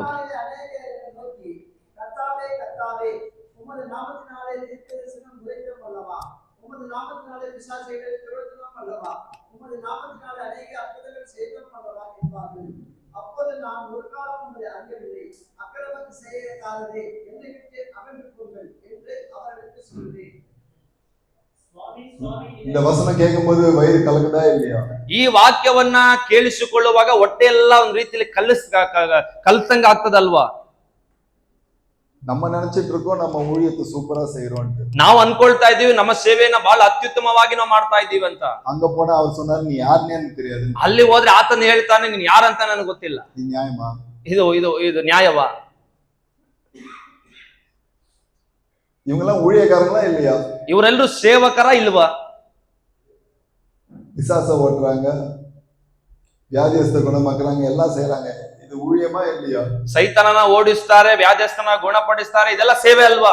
அதுவும் இயேசுவின் நாமத்தினால. ಅದು ಯೇಸುವಿನ ನಾಮದಲ್ಲಿ. ஆனா ஆண்டவர் சொல்றாரு, நீ யாருன்னே எனக்கு தெரியாது. ಆದರೆ ಕರ್ತನು ಹೇಳ್ತಾ ಇದೆ, ನೀನ್ ಯಾರು ಅಂತ ನನಗೆ ಗೊತ್ತಿಲ್ಲ. நீங்க ஒரு உண்மையை சொல்றேன் கேளுங்க. ನಾನೊಂದು ಸತ್ಯವನ್ನ ನಿಮ್ಗೆ ಹೇಳ್ತೀನಿ ಕೇಳ್ರಿ. நம்ம ஊழியக்காரங்கன்னு ஒரு டைட்டில் பெற்றுக்கொண்டதுனால நம்ம ஆண்டவரால் அங்கீகரிக்கப்பட்டு ஆண்டவருடைய சித்தத்தை தான் செய்யறோம்னு அர்த்தம் அல்ல. ಯಾವುದೋ ಒಂದು ಸೇವಕರು ಎಂಬ ಒಂದು ಶಿರೋನಾಮವನ್ನ ಹೊಂದಿಕೊಂಡಿದ್ದೇವೆ, ಅದಕ್ಕೋಸ್ಕರ ದೇವರ ಸೇವೆಯನ್ನ ಮಾಡ್ತಾ ಇದ್ದೇವೆ ಎಂಬುದಾಗಿ ಅಲ್ಲ. ஆண்டவரை பற்றி நம்ம அறியாம கூட ஆண்டவருடைய ஊழியத்தை செய்ய முடியும். ದೇವರ ಬಗ್ಗೆ ತಿಳುವಳಿಕೆ ಇಲ್ಲದೇನೆ ದೇವರ ಸೇವೆಯನ್ನ ನಾವು ಮಾಡಬಹುದು. இல்லாட்டி இப்படியே சொல்லணும்னா, பச்சையா சொல்லணும்னா, நிறைய ரட்சிக்கப்படாத ஊழியக்காரங்க இருக்கிறாங்க. ಈ ರೀತಿಯಲ್ಲಿ ನಾನು ಈ ರೀತಿಯಲ್ಲಿ ಹೇಳ್ಬಹುದು, ಯಥಾರ್ಥವಾಗಿ ಹೇಳುವುದಾದರೆ ಇನ್ನು ರಕ್ಷಣೆಯನ್ನ ಹೊಂದಿಕೊಳ್ಳದೆ ದೇವರ ಸೇವೆಯನ್ನ ಮಾಡುವವರು ಅನೇಕ ಸೇವಕರಿದ್ದಾರೆ. ஏன்னா மறுபடியும் இந்த வசந்த வாசிங்க. 21 22 23 வாசிங்க. ನೀವು ಪದೇ ಪದೇ ವಾಕ್ಯವನ್ನ 21 22 23 ಓದ್ರಿ. சோ எதற்காக சொல்கிறேன் என்றால், பிதாவின் சித்தம் அது என்னவா இருந்தாலும் அதை அறிந்து அதை மாத்திரம் செய்யறது தான் நம்முடைய நோக்கமா இருக்கு. ಯಾಕೆ ಇದನ್ನ ನಾನು ಹೇಳ್ತಾ ಇದ್ದೇನೆ ಅಂದ್ರೆ, ತಂದೆಯಾದ ದೇವರ ಚಿತ್ತ ಏನೋ ಅದನ್ನ ತಿಳಿದು ಅದನ್ನ ಅರಿತು ಅದನ್ನ ಮಾಡುವಂತದ್ದೇ ಸೇವೆಯಾಗಿದೆ. மற்றவர்களுடைய அங்கீகாரம் பெறுவதற்காக செய்கிறது அது நம்முடைய நோக்கமாக இருக்கிறது. ಮತ್ತೊಬ್ಬರ ಅಂಗೀಕಾರವನ್ನ ಹೊಂದಿಕೊಳ್ಳಬೇಕೆಂಬುದಾಗಿ ಮಾಡುವಂತ ಸೇವೆ ಪ್ರಯಾಸವೋ ಅದು ನಮ್ಮದಾಗಿರಬಾರದು. என்னை பொறுத்த வரைக்கும் யார் பிதாவின் சித்தத்தை செய்கிறார்களோ அவங்களுக்கு அந்த நிச்சயம் இருந்துச்சுன்னா கண்டிப்பாக அவர் ஆண்டவரை சார்ந்து ஜீவிப்பார்கள். அவர்கள் சொந்த பிரயாசத்தை அதை நம்பி ஜீவிக்க மாட்டார்கள். ನನ್ನ ಪ್ರಕಾರವಾಗಿ ನೀವು ಕೇಳುವುದಾದರೆ, ನಾನು ಹೇಳುವುದಾದ್ರೆ, ಯಾರು ದೇವರ ಚಿತ್ತಕ್ಕೆ ವಿಧೇಯರಾಗಿ ಓಡುತ್ತಾ ಇರ್ತಾರೋ, ಪ್ರಯಾಸ ಪಡುತ್ತಾ ಇರುತ್ತಾರೋ, ಅವರು ಲೋಕವನ್ನ ನೋಡದೆ ದೇವರನ್ನೇ ಎಲ್ಲಾ ಅವಶ್ಯಕತೆಗಳಿಗಾಗಿ, ಅಗತ್ಯತೆಗಳಿಗಾಗಿ ದೇವರನ್ನೇ ದೃಷ್ಟಿಸುವವರಾಗಿರುತ್ತಾರೆ. ஆபிரகாம் ஒரு தப்பு செய்தான். ಅಬ್ರಗಾಮನು ಒಂದು ತಪ್ಪನ್ನ ಮಾಡಿದನು. ஆண்டவர் அவனுக்கு ஒரு வாக்குத்தத்தம் பண்ணாரு. ದೇವರು ಅವನಿಗೊಂದು ವಾಗ್ದಾನವನ್ನ ಮಾಡಿದ್ರು. அவன் வெயிட் பண்ணி பார்த்தான். ಆತನು ಕಾಯ್ದು ನೋಡಿದನು. ஆண்டவர் சரியான நேரத்துல அதை செய்யாததுனால, ದೇವರು ಸರಿಯಾದ ಸಮಯದಲ್ಲಿ ಅದನ್ನ ಮಾಡದೇ ಇದ್ದ ಕಾರಣ, ஆண்டவருடைய சித்தத்தை, ಆ ದೇವರ ಚಿತ್ತವನ್ನ அவன் சொந்த பிரயாசத்துல செய்தான். ಆತನ ಸ್ವಂತ ಪ್ರಯತ್ನದಲ್ಲಿ ಮಾಡಿದನು. ஆபிரகாம் கல்லை அப்பமாக மாற்றினான். ಅಬ್ರಹಾಮನು ಕಲ್ಲನ್ನ ರೊಟ್ಟಿಯಾಗಿ ಮಾರ್ಪಡಿಸಿದನು. அதன் விளைவுதான் இஸ்மவேல். ಅದರ ಒಂದು ಮುಕ್ತಾಯವೇ, ಅದರ ಒಂದು ಪ್ರತಿಫಲವೇ ಇಷ್ಮಾಯೇಲರು. இன்றைக்கும் நம்ம பலர் இஸ்மவேல்களை ಪ್ರೊಡ್ಯೂಸ್ பண்ணி கொண்டு இருக்கிறோம். ಇವತ್ತು ಸಹ ಅನೇಕ ಇಷ್ಮಾಯೇಲರನ್ನ ನಾವು ಹುಟ್ಟಿಸುವಂತವರಾಗಿದ್ದೇವೆ, ಎಬ್ಬಿಸುವಂತವರಾಗಿದ್ದೇವೆ. ஆனால் நாம் ஆண்டவருடைய நேரத்துக்காக நாம் வெயிட் பண்ணும்போது நாம் ஈசாக்குகளை வாக்குத்தத்தம் பண்ணப்பட்ட ஈசாக்குகளை உருவாக்குவர்களாய், ಆದರೆ ದೇವರ ಚಿತ್ತಕ್ಕೆ ದೇವರ ವಾಗ್ದಾನಕ್ಕೆ ನಮ್ಮನ್ನು ಒಪ್ಪಿಸಿಕೊಟ್ಟು ಕಾಯುತ್ತಾ ಇರುವುದಾದರೆ ತಕ್ಕ ಕಾಲದಲ್ಲಿ ಆತನು ಈಸಾಕನನ್ನ ನಮಗೆ ಕೊಡಲಿಕ್ಕೆ ಆತನು ಶಕ್ತನಾಗಿದ್ದಾನೆ. நம்முடைய ஜெபம் இதுவாக இருக்க வேண்டும். ஆண்டவரே, உங்களுடைய வாக்குத்தத்தம், உங்களுடைய சித்தத்தை நாங்க நிறைவேற்றுவர்களாய் காணும். ஒரு நாள் நான் செத்துட்டு பரலோகம் போனா இந்த கேள்விக்கு நாங்க பதில் சொல்லணும். ஆண்டவரே, உங்களுடைய சித்தத்தை நான் செய்த என் வாழ்க்கையை ಅರ್ಪಣಿಸೇன்னு நான் சொல்லணும். ನಮ್ಮ ಪ್ರಾರ್ಥನೆ ಇದಾಗಿರಬೇಕು. ದೇವರ ಚಿತ್ತವನ್ನ ಮಾಡಿ ಪರಲೋಕಕ್ಕೆ ಒಂದು ದಿನ ನಾವು ಸತ್ತು ಹೋಗುವುದಾದರೆ ಅಲ್ಲಿ ಧೈರ್ಯವಾಗಿ ನಾವು ಹೇಳ್ಬೇಕು, ದೇವರೇ ನಿನ್ನ ಚಿತ್ತವನ್ನ ಭೂಮಿಯಲ್ಲಿ ಮಾಡಿ ನಾನು ಬಂದಿದ್ದೇನೆ ಎಂಬುದಾಗಿ. ஒரு நல்ல செய்தி சொல்றேன் உங்களுக்கு. ನಿಮಗೆ ಒಳ್ಳೆಯ ಸುದ್ದಿಯನ್ನು ನಾನು ಹೇಳ್ತೇನೆ. நீங்க செத்து பரலோகம் போனீங்கன்னா ನೀವು ಒಂದು ವೇಳೆ ಸತ್ತು ಪರಲೋಕಕ್ಕೆ ಹೋಗುವುದಾದರೆ யாரும் உங்களை கேட்க போறதுல எவ்வளவு பெரிய சர்ச்சை கட்டினேன், ಯಾರು ನಿಮ್ಮನ್ನ ನೋಡಿ ಕೇಳುವುದಿಲ್ಲ ಎಷ್ಟು ದೊಡ್ಡ ಸಭೆಯನ್ನ ಕಟ್ಟಿದೆ ಅಂತ ಹೇಳಿ. யாரும் உங்களை கேட்க போறல எத்தனை ஆத்மா இருந்தது, ಯಾರು ನಿಮ್ಮನ್ನ ಕೇಳೋದಿಲ್ಲ ಎಷ್ಟು ಆತ್ಮಗಳು ನಿಮಗೆ ಇದ್ದುವೆ ಎಂಬುದಾಗಿ ಹೇಳಿ. ஒரே கேள்விதான் கேட்க போறாங்க. ಒಂದೇ ಒಂದು ಪ್ರಶ್ನೆಯನ್ನ ಮಾತ್ರ ಅವ್ರು ಕೇಳ್ತಾರೆ, ஆண்டவருடைய சித்தத்தை நீ பூலோகத்திலே செய்தாயா? ದೇವರ ಚಿತ್ತವನ್ನ ಭೂಮಿಯಲ್ಲಿ ನೀನು ಮಾಡಿದೀಯಾ? நம்முடைய ஒவ்வொரு நாள் ஜெபம் எதுவாக இருக்க வேண்டும். ஆண்டவரே, உடைய சித்தத்தின் மைய பகுதியில் ஜீவிக்க விரும்புகிறேன். அதை விட்டு சைட்ல எங்கேயோ நான் போயிட விடாது. ஆண்டவரே, ನಮ್ಮ ಪ್ರಾರ್ಥನೆ ಪ್ರತಿನಿತ್ಯ ಪ್ರಾರ್ಥನೆ ಒಂದೇ ಆಗಿರ್ಬೇಕು. ದೇವರೇ, ಪ್ರತಿನಿತ್ಯವೂ ನಿನ್ನ ಚಿತ್ತವನ್ನ ಮಾಡಬೇಕು. ನಿನ್ನ ಚಿತ್ತವನ್ನ ಸರಿದು ಯಾವ ಕಡೆಗೂ ನಾನು ಹೋಗ್ಬಿಡಬಾರದು. ஒருவேளை ஜனங்க என்ன அங்கீகரிக்காம போனாலும் பரவாயில்ல, ಒಂದು ವೇಳೆ ಜನಗಳು ನನ್ನ ಅಂಗೀಕರಿಸದೆ ಹೋದ್ರೂ ಪರವಾಗಿಲ್ಲ. எங்க ஊர்ல இவன் ஒரு ஊழியக்காரன் இருக்கிறானே தெரியாம இருந்தாலும் பரவாயில்ல, ಒಂದು ವೇಳೆ ನನ್ನ ಗ್ರಾಮದಲ್ಲಿ ಒಬ್ಬ ಸೇವಕನು ಇದ್ದಾನೆ ಎಂಬುದಾಗಿ ಯಾರಿಗೂ ಗೊತ್ತಾಗದೆ ಹೋದ್ರೂ ಪರವಾಗಿಲ್ಲ. நீங்க என்ன பார்த்து சொல்லக்கூடாது, நீ யாருன்னு எனக்கு தெரியலன்னு சொல்லக்கூடாது. ನೀನು ಮಾತ್ರ ಹೇಳ್ಬಿಡಬಾರದು ನೀನು ಯಾರು ಎಂಬುದಾಗಿ ಗೊತ್ತಿಲ್ಲ ಅಂತ.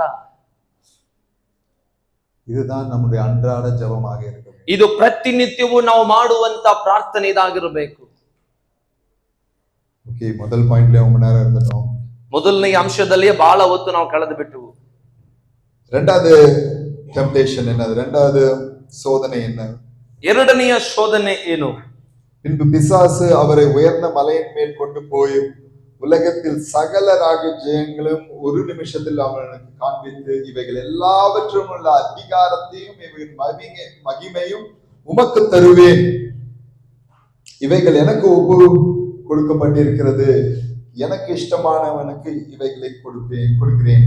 ಬಳಿಕ ಸೈತಾನನ್ನು ಆತನನ್ನು ಮೇಲಕ್ಕೆ ಕರೆದುಕೊಂಡು ಹೋಗಿ ಕ್ಷಣ ಮಾತ್ರದಲ್ಲೇ ಲೋಕದ ಎಲ್ಲಾ ರಾಜ್ಯಗಳನ್ನು ಆತನಿಗೆ ತೋರಿಸಿ, ಇವೆಲ್ಲವುಗಳ ಅಧಿಕಾರವನ್ನು ಇವುಗಳ ವೈಭವವನ್ನು ನಿನಗೆ ಕೊಡುವೆನು, ಇದೆಲ್ಲ ನನಗೆ ಕೊಟ್ಟದೆ, ಇದನ್ನು ನನ್ನ ಮನಸ್ಸಿಗೆ ಬಂದವನಿಗೆ ಕೊಡುತ್ತೇನೆ, ನೀನು ನನ್ನ ಮುಂದೆ ಅಡ್ಡ ಬಿದ್ದರೆ ಇದೆಲ್ಲ ನಿನ್ನದಾಗುವುದು ಎಂದು ಆತನಿಗೆ ಹೇಳಿದನು. ಮೊದಲ சோதனை தேவைகள் எவ்விதமாக சந்திக்கப்படுகிறது என்பது. ಮೊದಲನೆಯ ಶೋಧನೆ ಅಗತ್ಯತೆಗಳು ಯಾವ ರೀತಿಯಲ್ಲಿ ಸಂಧಿಸಲ್ಪಡುತ್ತದೆ. தேவனாலே சந்திக்கப்படுகிறதா இல்லாட்டி உங்களுடைய பிரயாசனத்தினால சந்திக்கப்படுகிறதா? ಅದು ದೇವರಿಂದ ಸಂಧಿಸಲ್ಪಡುತ್ತಾ ಇದೆಯಾ ಇಲ್ಲ ನಿಮ್ಮ ಪ್ರಯತ್ನಗಳಿಂದ ಸಂಧಿಸಲ್ಪಡುತ್ತಾ ಇದೆಯಾ? இரண்டாவது அதிகாரமும் மகிமையும். ಎರಡನೆಯದಾಗಿ ಅಧಿಕಾರವು ಮಹಿಮೆಯು. இரண்டாவது சோதனை என்னன்னா அதிகாரம். ಎರಡನೆಯ ಶೋಧನೆ ಅಧಿಕಾರ. பிசாசு சொல்றான் எல்லா அதிகாரமும் எனக்கு கொடுத்திருக்கு, நான் சொல்றதை செய்ய, உனக்கு எல்லாத்தையும் உனக்கு கொடுத்துறேன். ಸೈತಾನ್ ಹೇಳ್ತಾನೆ ಅಧಿಕಾರ ಎಲ್ಲ ನನಗೆ ಕೊಡಲ್ಪಟ್ಟಿದೆ, ನಾನು ಹೇಳದನ್ನು ನೀನು ಮಾಡಿ ಅಧಿಕಾರವೆಲ್ಲ ನಿನಗೆ ಕೊಡ್ತೀನಿ ಎಂಬುದಾಗಿ. பல நேரங்களில் ஊழியக்காரர்களாக இருக்கிற நாம் இந்த அதிகாரத்துக்கும் மகிமைக்கும் மிகவும் ஆசைப்படுகிறவர்களாய் காணப்படுகிறோம். ಸೇವಕರಾದ ನಾವು ಅನೇಕ ಸಮಯದಲ್ಲಿ ಅಧಿಕಾರಕ್ಕೂ ಮಹಿಮೆಗೂ ಅನೇಕ ರೀತಿಯಲ್ಲಿ ಆಸೆ ಪಡುವವರಾಗಿ ನಾವು ಕಾಣಲ್ಪಡುತ್ತೇವೆ. ಯೇಸು ಕ್ರಿಸ್ತುக்கு ஒரு நாள்ல எல்லா அதிகாரமும் பட போகிறது. ಯೇಸು ಕ್ರಿಸ್ತನಿಗೆ ಒಂದು ದಿನ ಎಲ್ಲ ಅಧಿಕಾರವೂ ಮಹಿಮೆಯು ಆತನಿಗೆ ಕೊಡಲ್ಪಡಲಿಕ್ಕಿದೆ. ஆனால் அதற்கு முன்பதாக அவர் சில வழிகளில் செல்ல வேண்டும், சிலுவையில் அறையப்பட வேண்டும். அதுக்கப்புறம் அவரு சொல்றாரு எல்லா அதிகாரமும் எனக்கு கொடுக்கப்பட்டிருக்கிறது. ಸ್ವಲ್ಪ ಸಮಯದಲ್ಲಿ ಆತನು ಶಿಲುಬೆಗೆ ಹೋಗಬೇಕು, ಶಿಲುಬೆಯಲ್ಲಿ ಸಾಯಬೇಕು, ಅನಂತರವಾಗಿ ಪುನರುತ್ಥಾನವಾಗಿ ಅನಂತರವಾಗಿ ಆತನು ಹೇಳುತ್ತಾನೆ ಈ ಅಧಿಕಾರವೆಲ್ಲವೂ ನನಗೆ ಕೊಡಲ್ಪಟ್ಟಿದೆ ಎಂಬುದಾಗಿ. ஆனா சாத்தான் சொல்றான் நீங்க அந்த கஷ்டமான வழியெல்லாம் போவோம்னா நான் ஷார்ட்கட் சொல்றேன், அதிகாரம் உனக்கு கிடைச்சிரும். ನೀನ್ ಆ ರೀತಿಯಲ್ಲಿ ಪ್ರಯಾಸ ಪಟ್ಟು ಪರಿಶ್ರಮ ಪಡ್ಬೇಕು, ಕಷ್ಟ ಪಡ್ಬೇಕನ್ನ ಅವಶ್ಯಕತೆ ಇಲ್ಲ, ನಾನೊಂದು ಶಾರ್ಟ್ ಕಟ್ ಹೇಳ್ತೀನಿ, ಈ ರೀತಿಯಲ್ಲಿ ಮಾಡೋದಾದ್ರೆ ಅಧಿಕಾರವೆಲ್ಲ ಈಗಲೇ ನಾನು ಕೊಟ್ಟು ಬಿಡ್ತೀನಿ. நம்முடைய நோக்கம் அதிகாரத்தை பெற்றுக்கொள்வது இருக்கவே கூடாது. ನಮ್ಮ ಆಲೋಚನೆಯು ಕೇವಲ ಅಧಿಕಾರವನ್ನ ಹೊಂದಿಕೊಳ್ಳೋದಾಗಿರಬಾರದು. நிறைய ஊழியக்காரங்க சின்ன சின்ன சபையில கூட அவங்க அந்த மைக்க புடிச்சிட்டாங்கன்னா இவங்க தான் பாஸ்ன்னு நினைச்சுக்கிறாங்க. ಕೆಲವೊಂದು ಸಭೆಗಳಲ್ಲಿ ನೋಡುವಾಗ, ಒಂದು ಚಿಕ್ಕ ಚಿಕ್ಕ ಸಭೆಗಳಲ್ಲಿ ನೋಡುವಾಗ ಅವರು ಮೈಕನ್ನ ಹಿಡ್ಕೊಂಡ್ಬಿಟ್ರೆ ನಾನೇ ದೊಡ್ಡ ವ್ಯಕ್ತಿ ಎಂಬುದಾಗಿ ಅನ್ಕೊಂಡ್ಬಿಡ್ತಾರೆ. ஒரு பாஸ்டர் இப்படி சொல்றாரு, மைக்க புடிச்சிட்டு நீ ஒண்டி தசமாக இது குடுக்கலைன்னா அவள் தான் முடிஞ்சிச்சு உன் கதைன்றாரு. ಒಬ್ಬ ಸೇವಕರು ಮೈಕನ್ನ ಹಿಡ್ಕೊಂಡು ಅವರು ಪ್ರಸಂಗದಲ್ಲಿ ಹೇಳ್ತಾ ಇದ್ದಾರೆ, ನೀನ್ ಮಾತ್ರ ದಶಮ ಭಾಗವನ್ನ ಕೊಡದೆ ಹೋದ್ರೆ ನಿನ್ ಕತೆ ಅಷ್ಟೇನೆ ಎಂಬುದಾಗಿ ಹೇಳ್ತಾರೆ. ஒரு ஊழியக்காரன் அந்த விசுவாசிகளுக்கு பணிவிடைக்காரன் என்பதை மறந்துவிடக் கூடாது. ಒಬ್ಬ ಸೇವಕನು ಯಾವಾಗಲೂ ಆಲೋಚನೆ ಮಾಡಬೇಕು, ನಾನು ಒಬ್ಬ ಕೆಲಸಗಾರನು ಸೇವಕನು ಎಂಬ ಒಂದು ಯೋಚನೆ ಯಾವತ್ತು ಸೇವಕನು ಮರೆಯಬಾರದು. நீங்க பாஸ்டரா இருந்தீங்கன்னா நீங்க எல்லாருக்கும் வேலை செய்யற வேலைக்காரன் என்பதை நாம் உணர வேண்டும். ನೀವು ಪಾಸ್ಟರ್ ಆಗಿರೋದಾದ್ರೆ, ಸೇವಕರಾಗಿರೋದಾದ್ರೆ ನಾನು ಎಲ್ಲರಿಗೂ ಸೇವೆ ಮಾಡುವ ಸೇವಕನೇ ಎಂಬ ಆಲೋಚನೆ ನಮ್ಮ ಒಳಗಡೆ ಇರಬೇಕು. நம்ம பாஸ்டர் ஆயிட்டோம்னா நம்ம என்ன நினைக்கிறோம், இவங்க எல்லாம் அவள் தான் நம்ம சொல்றதெல்லாம் கேட்கணும், என்ன சொல்றது, நான் இதான் சட்டம் அப்படின்ற ஒரு மனப்பான்மைக்கு வந்துடுறோம். ಕೆಲವು ಸಮಯದಲ್ಲಿ ನಾವು ಸೇವಕರಾಗಿ ಬಿಟ್ಟಾಗ ಇವರೆಲ್ಲ ನನಗೆ ಅಧೀನರು, ಇವ್ರು ನಾನು ಹೇಳದನ್ನ ಕೇಳಬೇಕು, ಈ ರೀತಿಯಲ್ಲಿ ಅನೇಕ ಕಾರ್ಯಗಳು ನಾನು ಹೇಳಿದ್ದನ್ನೇ ಕಟ್ಟಳೆ, ನಾನು ಹೇಳಿದ್ದೆ ಕಾರ್ಯ ಎಂಬುದಾಗಿ ನಾವು ಅನ್ಕೊಳ್ತೇವೆ. ನಮಗೆ இன்னைக்கு காலையில எதை தியானிச்சிட்டு இருக்கோம்னா, நம்ம அந்த வல்லமையை பெற்றுக்கொள்வதற்கு எது எது தடையா இருக்கிறது என்பதை தியானித்து கொண்டிருக்கிறோம். ನಾವು ಈ ಮುಂಜಾನೆ ವೇಳೆಯಲ್ಲಿ ಯಾವುದನ್ನ ಧ್ಯಾನ ಮಾಡ್ತಾ ಇದ್ದೇವೆ ಅಂದ್ರೆ, ಆ ಶಕ್ತಿಯನ್ನ ಹೊಂದಿಕೊಳ್ಳಲಿಕ್ಕೆ ನಮ್ಮ ಜೀವಿತದಲ್ಲಿರುವಂತಹ ತಡೆಗಳನ್ನ ಕುರಿತು ಮಾತನಾಡ್ತಾ ಇದ್ದೀವಿ. ಯೇಸು ಕ್ರಿಸ್ತುವೇ சொல்றாருங்க, ಯೇಸು ಕ್ರಿಸ್ತನೇ ಹೇಳುತ್ತಾನೆ, நான் ஊழியம் கொள்ள வரல, ஊழியம் செய்ய வந்தேன். ಆತನು ಈ ರೀತಿಯಲ್ಲಿ ಹೇಳುತ್ತಾ ಇದ್ದಾನೆ, ನಾನು ಸೇವೆಯನ್ನ ಮಾಡಿಸಿಕೊಳ್ಳಲಿಕ್ಕಾಗಿ ಬರಲಿಲ್ಲ, ಸೇವೆಯನ್ನ ಮಾಡಲಿಕ್ಕಾಗಿ ಬಂದಿದ್ದೇನೆ. எத்தனை பேருக்கு புரியுது நான் சொல்றது? ಎಷ್ಟು ಜನಕ್ಕೆ ಅರ್ಥ ಆಗುತ್ತಾ ಇದೆ ನಾನು ಹೇಳ್ತಾ ಇರೋದು? இன்னைக்கு யாருமே கருத்தரங்கம் நடத்தல, வேலைக்காரர்கள் கருத்தரங்கன்னு போட்டா வருவீங்களா? கருத்தரங்கு எல்லாம் கான்ஃபரன்ஸ் எல்லாம் வைக்கிறாங்களே, வேலைக்காரர்கள் கருத்தரங்குனா யாராவது வருவாங்களா? ಒಂದು ವೇಳೆ ಎಲ್ಲ ಮೀಟಿಂಗ್ ಅಲ್ಲಿ ಈ ರೀತಿಯಲ್ಲಿ ಕೆಲಸಗಾರರ ಒಂದು ಕೂಟ ಎಂಬುದಾಗಿ ಹೇಳೋದಾದ್ರೆ ನೀವೆಲ್ಲರೂ ಬರ್ತೀರಾ? ಲೀಡರ್ಶಿಪ್ ಕಾನ್ಫರೆನ್ಸ್ ನಾ வருவீங்க. ಓ ನಾಯಕರ ಕೂಟ ಅಂದ್ರೆ ಬರ್ತೀರಾ?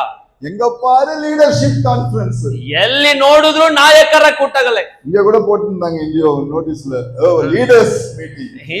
ಇಲ್ಲೂ ಸಹ ಹಾಕಿದ ನೋಡಿ, ಲೀಡರ್ಸ್ ಮೀಟಿಂಗ್. ಅங்க ಮಾತಿட்டு வேலைக்காரன் கூட்டன்னு எழுதணும். ಅದನ್ನ ಬದಲಾವಣೆ ಮಾಡಿ ಕೆಲಸದವರು ಎಂಬುದಾಗಿ ಬರೀಬೇಕು.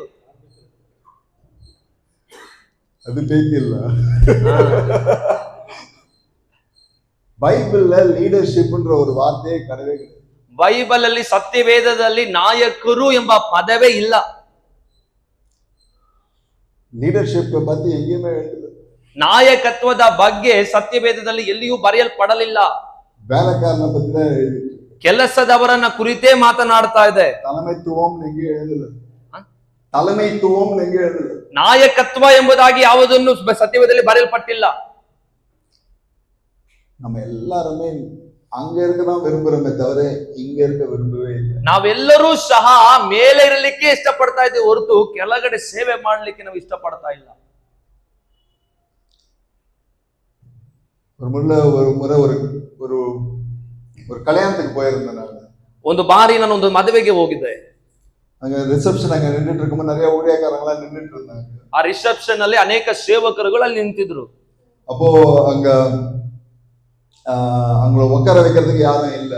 ಅವರನ್ನ ಕೂರಿಸಲಿಕ್ಕೆ ಯಾರು ಅಲ್ಲಿ ಇಲ್ಲ. அப்போ என்கிட்ட ஒருத்தர் வந்தாரு, நான் யாருன்னு தெரியல. அவர்கிட்ட என்கிட்ட பார்த்து, பிரதர் அங்க சேர்லாம் இருக்கு, எட்டுனது எல்லாம் போடுங்க, ஊழியக்காரலாம் நிக்கிறாங்க பாருன்னாரு. ಅಲ್ಲಿ ಯಾರನ್ನು ಅಲ್ಲಿ ನೋಡ್ಲಿಲ್ಲ, ಸೇವಕರು ಅಲ್ಲಿ ನಿಂತಿದ್ರು. ಅಲ್ಲಿ ನಿಂತಾಗ ಅವ್ರು ಹೇಳಿದ್ರು, ಇಲ್ಲಿ ಸೇವಕರೆಲ್ಲ ಬಂದಿದ್ದಾರೆ, ಬ್ರದರ್ ಸ್ವಲ್ಪ ಚೇರ್ಗಳನ್ನ ತೆಗೆದು ಅವ್ರಿಗೆ ಹಾಕಿ ಅವ್ರು ಕೂತ್ಕೊಳ್ಳಿ ಎಂಬುದಾಗಿ ಅವ್ರನ್ನ ನೋಡಿ ಹೇಳಿದ್ರು. அவர் சொன்னதை பற்றி நான் கவலைப்படல. நான் பார்த்தேன் சேர் அங்க நிக்குது, இங்க உட்கார்றாங்கன்னு சொல்லி நான் நேரா போய் எல்லா சேரையும் எடுத்து எல்லாருக்கும் போட்டு உட்கார வச்சேன். ನಾನು ಯಾವುದನ್ನು ದೊಡ್ಡ ವಿಷಯವಾಗಿ ತಕ್ಕೊಳ್ಳಿಲ್ಲ. ಹೌದಲ್ವಾ, ಇಲ್ಲಿ ಸೇವಕರು ನಿಂತಿದ್ದಾರೆ, ಅಲ್ಲಿ ಚೇರ್ ಇದೆ, ಅದನ್ನ ತಗೊಂಡು ಮುಂದೆ ಹಾಕೋಣ ಎಂಬುದಾಗಿ ಅದನ್ನ ಹಾಕಿ ಅವ್ರನ್ನ ಅಲ್ಲಿ ಕೂರಿಸಿದೆ. அப்ப நான் போட்டதை பார்த்து, ஐயோ நீங்க நிறுத்துங்க ரெண்டு பேரும் ஊழியக்காரங்க நிறுத்த பார்த்தாங்க. ಅಲ್ಲಿ ನಾನು ಹಾಕೋದನ್ನ ನೋಡಿಕೆ ಇಬ್ರು ಸೇವಕರು ಬಂದು ಅದನ್ನ ನಿಲ್ಲಿಸ್ರಿ ಎಂಬುದಾಗಿ ಹೇಳಿದ್ರು. அதுக்கப்புறம் யாரோ போய் அவர்கிட்ட சொல்லிட்டாங்க போல, அவர் யாரு தெரியுமா, அவரை போய் நீங்க வேலை வாங்குறீங்க. ಯಾರೋ ಒಬ್ರು ಅವ್ರ ಹತ್ರ ಹೋಗಿ ಹೇಳ್ಬಿಟ್ರಂತೆ, ಈ ರೀತಿಯಲ್ಲಿ ಅವ್ರು ಯಾರು ಗೊತ್ತಾ, ಅವ್ರನ್ನ ಹೋಗಿ ನೀವು ಕೆಲಸ ತಗೊಳ್ತಾ ಇದ್ದೀರಲ್ಲ அவர் ಎಂಬುದಾಗಿ. வந்து அப்புறம் ஐயோ மன்னிச்சுங்க பாஸ்டர்னு அவரு கேட்க ஆரம்பிச்சாரு. ಅನಂತರವಾಗಿ ಅವರು ಬಂದು ಕೇಳಿದ್ರು, ಕ್ಷಮೆಯನ್ನ ಕೇಳಿದ್ರು, ದಯವಿಟ್ಟು ನನ್ನ ಕ್ಷಮಿಸಿ ಸೇವಕರೇ, ಕ್ಷಮಿಸಿ ಸೇವಕರೇ ಎಂಬುದಾಗಿ. எனக்கு அதை பத்தி எல்லாம் கவலையே இல்ல. ನನಗೆ ಅದನ್ನ ಕುರಿತಾದ ಚಿಂತೆನೇ ಇಲ್ಲ. அங்க ஒரு தேவை இருந்துச்சுன்னா நம்ம செய்யறதுக்கு ரெடியா இருக்கும். ಅಲ್ಲಿ ಒಂದು ಅವಶ್ಯಕತೆ ಇದ್ರೆ ಅದನ್ನ ಮಾಡ್ಲಿಕ್ಕೆ ನಾವು ಸಿದ್ಧರಾಗಿರ್ಬೇಕು. அங்க பிரஸ்டீஜ் பார்த்துட்டு ஈகோ பார்த்துட்டு நான் யார் தெரியுமா நாங்க பந்தா காட்டுறதுக்கு அங்க ஆள் தேவை. ನಾನ್ ಯಾರು ಅಹಂಭಾವ ಅದೆಲ್ಲ ಇಟ್ಕೊಂಡು ಅಲ್ಲಿ ತೋರಿಸ್ಬೇಕಾದ ಅವಶ್ಯಕತೆ ಅಲ್ಲಿ ಇಲ್ಲವೇ ಇಲ್ಲ. ஆண்டவர் ராஜ்யத்துல ஆண்டவர் நம்மளை எங்க வச்சாலும் செய்வதற்கு நம்ம தயாராக. ದೇವರ ರಾಜ್ಯದಲ್ಲಿ ದೇವರು ಯಾವ ಸ್ಥಳದಲ್ಲಿ ನಮ್ಮನ್ನು ಇಟ್ಟರು ಆ ಸೇವೆ ಮಾಡ್ಲಿಕ್ಕೆ ನಾವು ಸಿದ್ಧರಾಗಿರಬೇಕು. நமக்கு முன்மாதிரி இயேசு கிறிஸ்து. ನಮಗಿರುವಂತ ಮುಂದೆ ನಾಯಕನು ಯೇಸು ಕ್ರಿಸ್ತನು ಮಾತ್ರ. நான் ஊழியம் கொள்வதற்காக வரல, எனக்கு நீங்க ஊழியம் செய்யறதுக்காக வரல, நான் உங்களுக்கு ஊழியம் செய்வதற்காக நான் வந்திருக்கேன். ನೀವು ನನಗೆ ಸೇವೆಯನ್ನ ಮಾಡ್ಲಿಕ್ಕಾಗಿ ಬಂದಿಲ್ಲ, ನಾನು ನಿಮಗೆ ಸೇವೆಯನ್ನ ಮಾಡ್ಲಿಕ್ಕಾಗಿ ಬಂದಿದ್ದೀನಿ ಎಂಬುದಾಗಿ ಯೇಸು ಸ್ವಾಮಿ ಹೇಳಿದ್ದಾರೆ. ಒನ್ನೇ போய் எல்லார் காலையும் கழுவினாரு. ತಕ್ಷಣ ಹೋಗಿ ಆತನ ಎಲ್ಲರ ಪಾದಗಳನ್ನ ಆತನು ತೊಳೆದನು. அதுதான் நம்ம இயேசು. ಅದೇ ನಮ್ಮ ಕರ್ತನಾಗಿರುವ ಯೇಸು.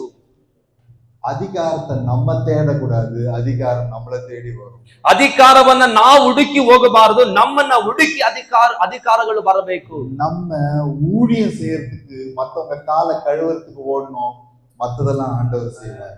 ನಾವು ಸೇವೆಯನ್ನ ಮಾಡ್ಲಿಕ್ಕೆ ಮತ್ತೊಬ್ಬರ ಕಾಲನ ತೊಳಿಲಿಕ್ಕೆ ಹೋಗಬೇಕು, ಅದಕ್ಕೆ ನಂತರವಾಗಿರುವ ಕಾರ್ಯಗಳನ್ನ ದೇವರು ಮಾಡುವಾತನಾಗಿರ್ತಾನೆ. நான் அதிகாரியா, நான் பாரு எவ்வளவு அதிகாரம், நான் இதெல்லாம் செய்ய மாட்டேன், நான் பெரிய ஆளு அப்படின்னா அவங்களுக்கு எதுக்கு வல்லமை ஆண்டவர் கொடுக்கணும்?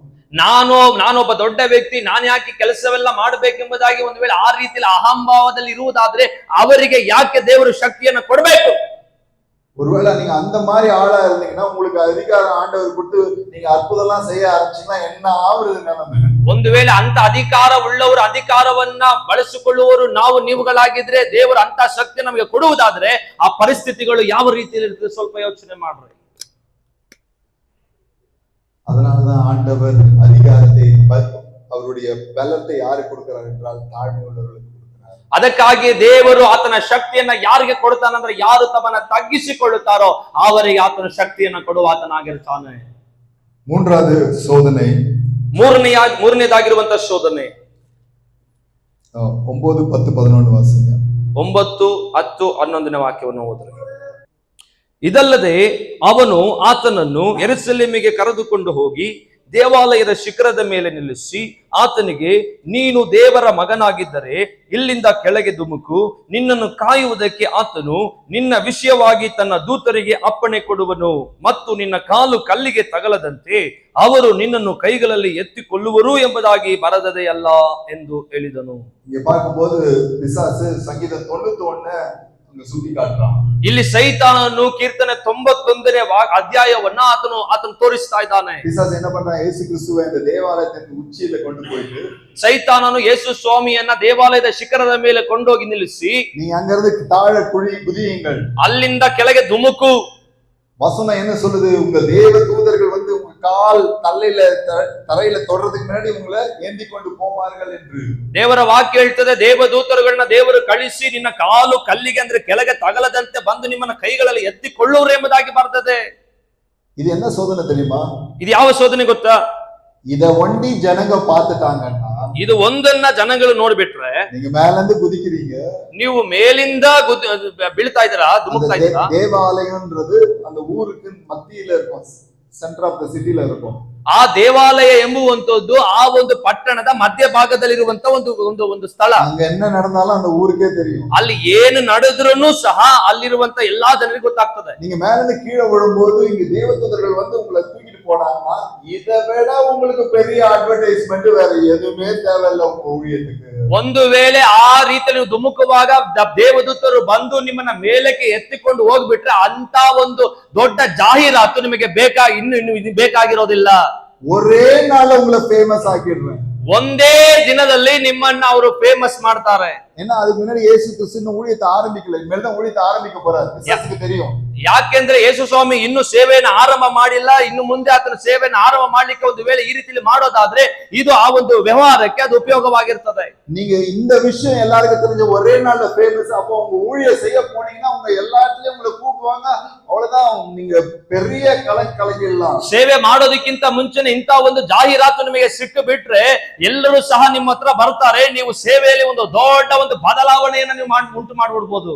மூணாவது சோதனை எல்லா ஊழியக்காரருக்கும் இருக்கிறது, எப்படி நான் ஃபேமஸ் ஆகணும். ಮೂರನೇದಾಗಿ ಇರುವಂತ ಒಂದು ದೊಡ್ಡ ಶೋಧನೆ ಏನಂತ ಹೇಳಿದ್ರೆ, ನಾನು ಯಾವ ರೀತಿಯಲ್ಲಿ ನನ್ನನ್ನ எப்படியாவது நான் ஃபேமஸ் ஆயிடணும், ನಾನು ಫೇಮಸ್ ಆಗ್ಬೇಕು, ಖ್ಯಾತಿಗೊಳ್ಳಬೇಕು, ಪ್ರಖ್ಯಾತಿಗೊಳ್ಳಬೇಕು. எனக்கு தெரிஞ்ச குரோம்பட் சென்னையில ஒரு ஊழியக்காரர் இருக்கிறாரு.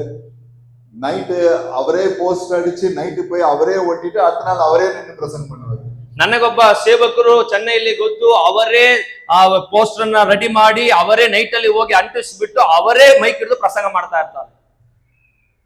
ஜனங்களுக்கு குறிப்பா போதர்களுக்கு எப்படியாவது நான் ஃபேமஸ் ஆயிடணும். ಜನಗಳಿಗೆ ಸೇವಕರಿಗೆ ಪ್ರಮುಖವಾಗಿ ನೋಡೋದಾದ್ರೆ ನಾನು ಯಾವ ರೀತಿಯಲ್ಲಾದ್ರೂ ಪ್ರಖ್ಯಾತಿಗೊಳ್ಳಬೇಕು. சமீபத்துல நான் அந்த ஃபேஸ்புக்கை பார்த்து ரொம்ப ஷாக் ஆயிட்டேன்.